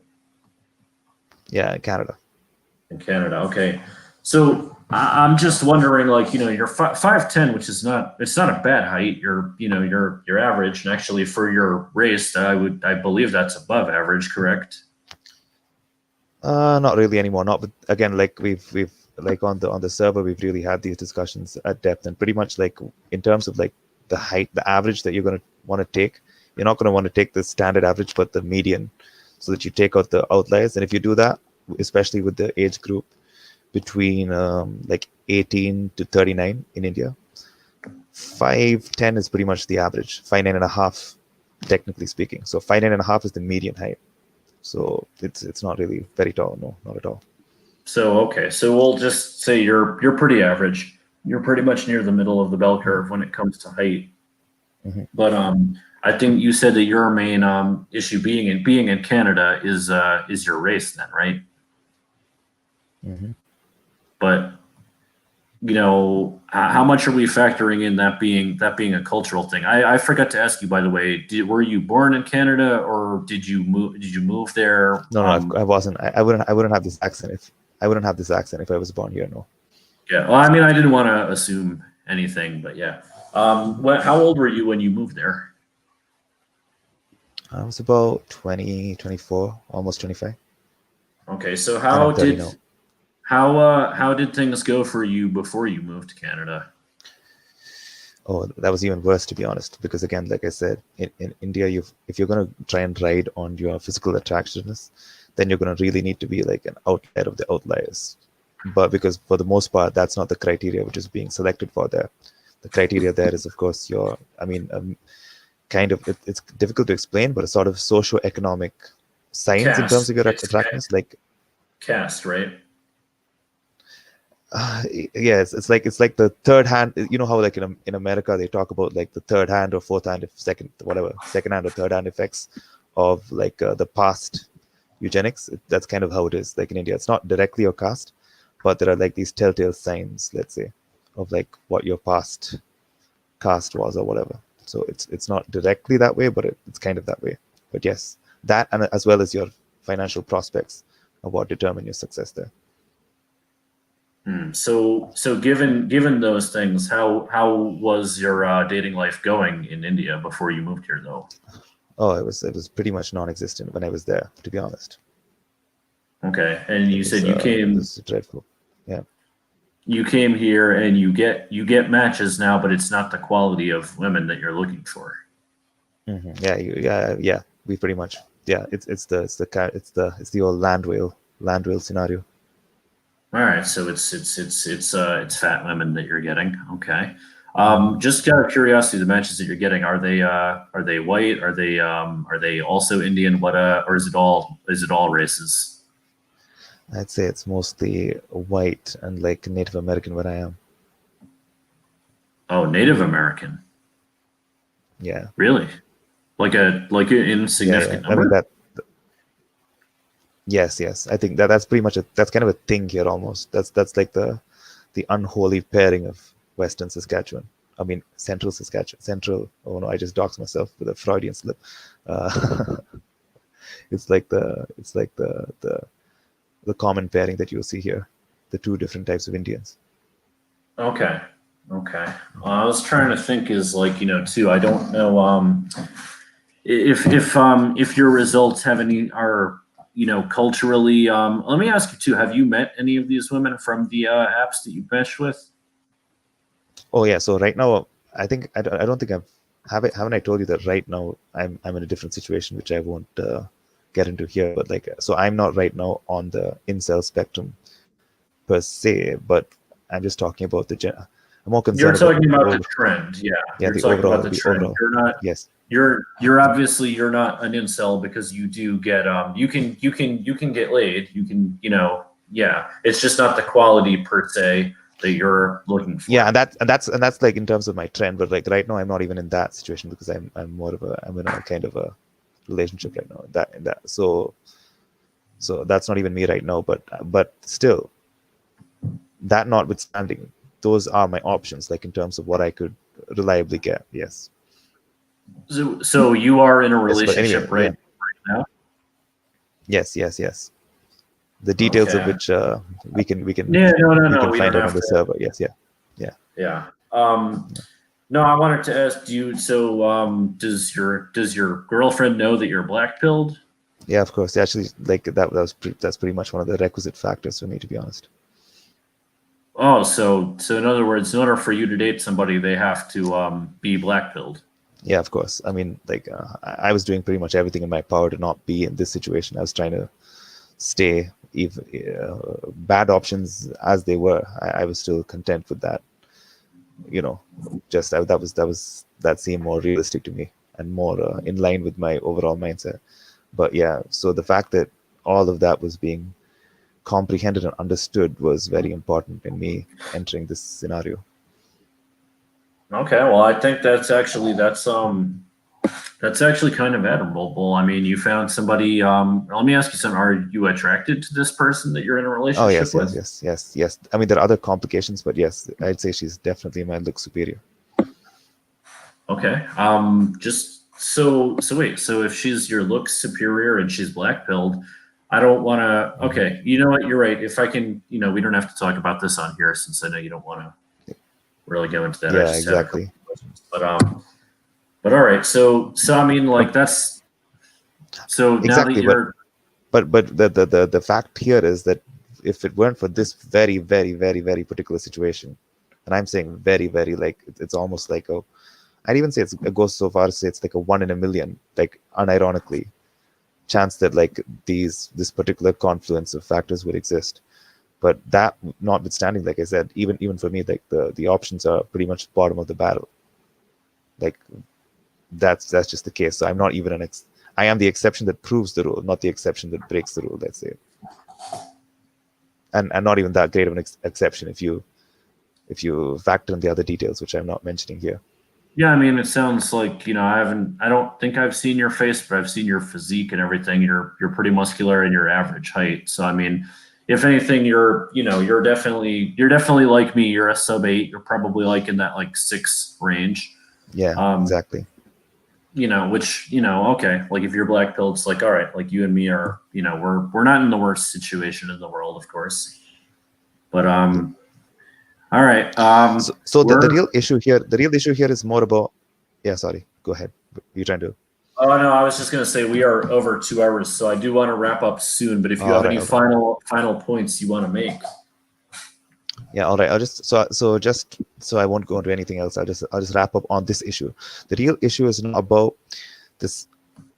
I don't even want to say the trend, because that even like there's a very fine point to be made here, a very subtle point about all of this, which is really getting missed, even by, like, again, with all due respect, people as purple pilled or blue pilled / red pilled as you are. Like, the fact is, it's not about where things are right now. It's not that it's not that bad. Yeah, it's not even about saying that the trend is going in a certain direction, and it is about that. Except we have to really focus in on the factors which make the trend go that way. The factor is access, and everyone knows this. But like, the access would just make it impossible.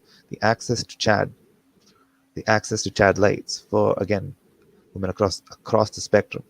That is just it's such a damning pillar of the black pill that can never be.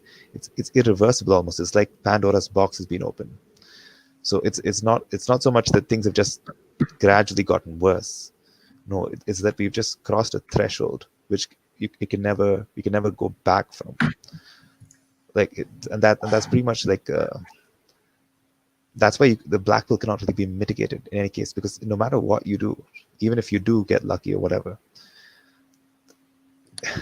let me just leave it with this last analogy. It's like the state that foids or femoids are in right now is pretty much, it's like the kid in the candy store. You can't even blame them at a certain point, because the access is so readily available that it's going to take every ounce of their moral fiber in order to resist it. It's like putting again, it's it's still an analogy. It's like putting a fat person like somewhere where there are lots of cakes and shit. It's like it's impossible to reverse that. yeah, I mean, there's definitely lots of attention. I don't know how often it is from Chad, because real 8+ Chads are obviously a really small part of the population. But where the reality that you see and the reality that I see differ is, like, I see women get hit up by dudes all the time. Like, it's, obviously they're getting attention from a lot of guys all the time. What I'm not seeing is, like, average women, finding these, like, ultra hot male model tier guys and sleeping around with them. I see a lot of, sleeping around with, like, normies, like high tier normies, maybe not incel tier level looks guys, but like pretty normal guys. I see, like, the occasional rare Chad, yes, but I don't see that a lot. I see most of the hookups are like pretty average people. I guess and you're not to dox you, but like, you're not in a big city, are you? I am 45 minutes away from New York City, and I go to New York City to work sometimes.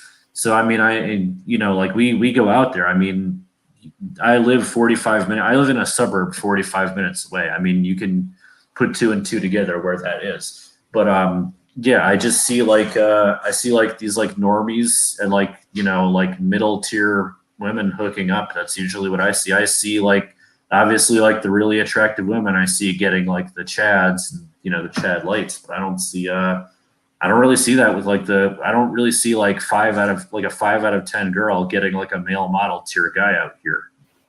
All right, I guess we can just I guess we just that's just based on our own personal experience. Yeah, I mean, obviously, look, like, I acknowledge the Chad fishing experiments. Obviously, I know that those male model looking tier guys are going to get a ton of matches and messages. I don't doubt that. You can replicate that experiment for yourself.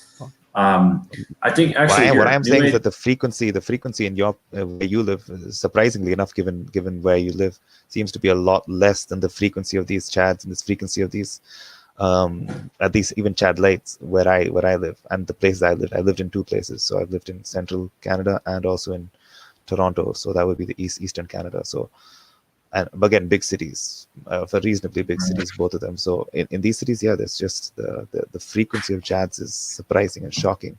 And I thought it would be more in New York City, but hey. I live on an island. Okay, I'll just say I live in Long Island. It's an island with 7 million people, in a 100-mile wide space. I mean, that's pretty densely populated. You'd think we'd see. I mean, we see a Chad here and there. Like I saw a legitimate Chad at a party a couple of weeks ago, like a legit like male model tier looking guy, like 6'2", 8 out of 10 face, like muscular physique. I because like when I come into this community now, I'm looking for this stuff. It's like it's like once you see it, you can't unsee it. So I'm like looking around for it, and I saw like this Chad guy, and he was just hanging out, but like we were at a party, and like the women there were like, okay, hey, what's up, Chad? Like they weren't like fawning over him, or he was just kind of there. Like it was like, all right, like I see exactly where the difference in your view and my view is coming.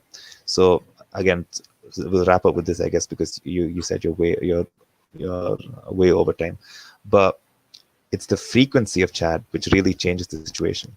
So you're not in a place where the frequency, regardless, maybe it's just a subset of people that you're interacting with, but the frequency of Chad in your social circles and wherever you seem to go doesn't seem to be enough to invoke this effect. Because I know exactly what you're saying. When it's just one Chad, he doesn't have the same allure. There's a sort of male cheerleader effect, or that stupid freaking effect, where it's just the more of something really good, it almost the more, creates of course. an aura, yeah. So where I am is just like there are so many of them, and of course there are still the minority, but there's just so many of them that there's just a vast enough pool that no one has to even entertain the other options. Females don't have to entertain the other options. So there's just a vast enough pool of them here that it's like it just changes the entire dynamic, and that's probably where our disagreement is coming from, in terms of our personal and anecdotal whatever theories we've come up with, statistics aside.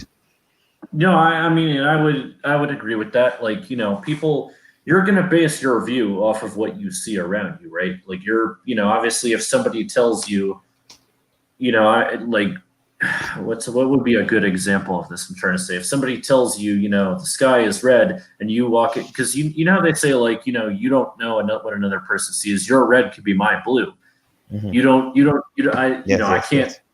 You can't. If I ask you prove something is blue, how would you prove that to me? Yeah, I mean, I'm familiar with that. The argument I'm trying to make here, yeah. So it's like you can. I'm not one to ignore data. That's why I'm saying, like, I agree with the results in Chad fishing experiments, and I get that. Where my disagreement comes from is when I walk outside and I see something different, and it's in direct opposition to the data I'm being presented. I'm like, there must be some factor. There must be some other factor that isn't being accounted for here, and I don't claim to know what that is. But it's what I'm seeing versus the data that's being presented. There's a big disparity there, so that's why I'm not fully bought in, and I take a more purple pilled stance. Yeah. But and to wrap up, right. That's what I'm saying. The factor is the frequency. Like the more the frequency is, the more Chad will then be considered like the norm, as opposed to the exception. So I that you're talking that is so in the it's not all candidates see here. I don't know what it's in terms of those. Well, you're cutting out really bad. Hello?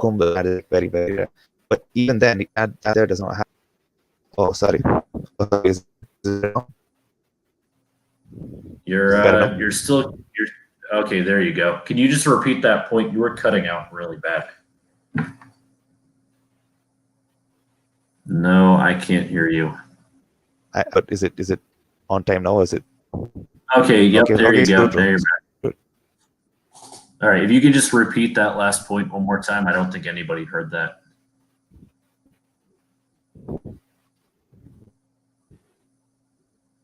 And I think if it is just like cut it. I don't know if I'm coming right. No, you're not coming through clear. All right. If let's just see something. Yeah, excuse. Okay. All right. Yeah, his connection cut out.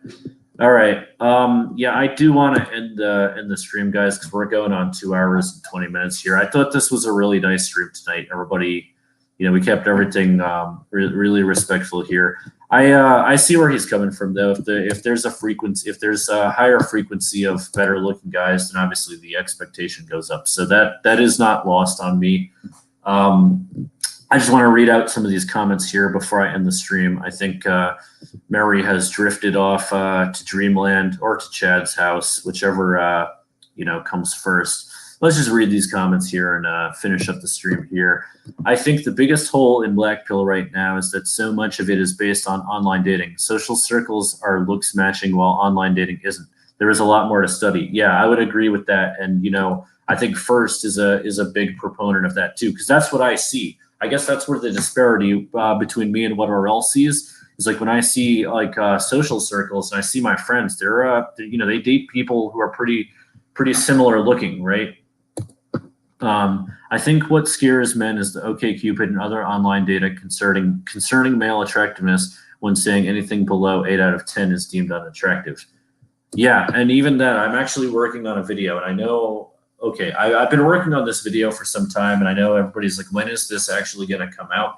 And keep in mind, guys, I have a full-time job. I got a lot, going on in life and everything, so I'm not always, active on here and doing streams and everything. But I am working on a video where I'm going to actually talk a little bit about that study and how there was some noise in that study.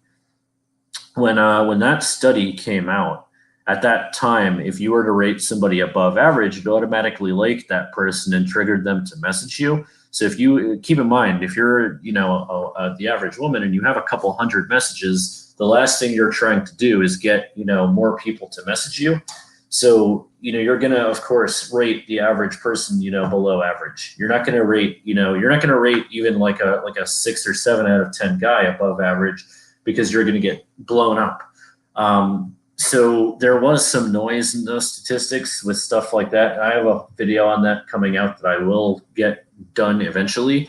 But yeah, that's a new age scam artist. Thank you for that comment. That is a really good point.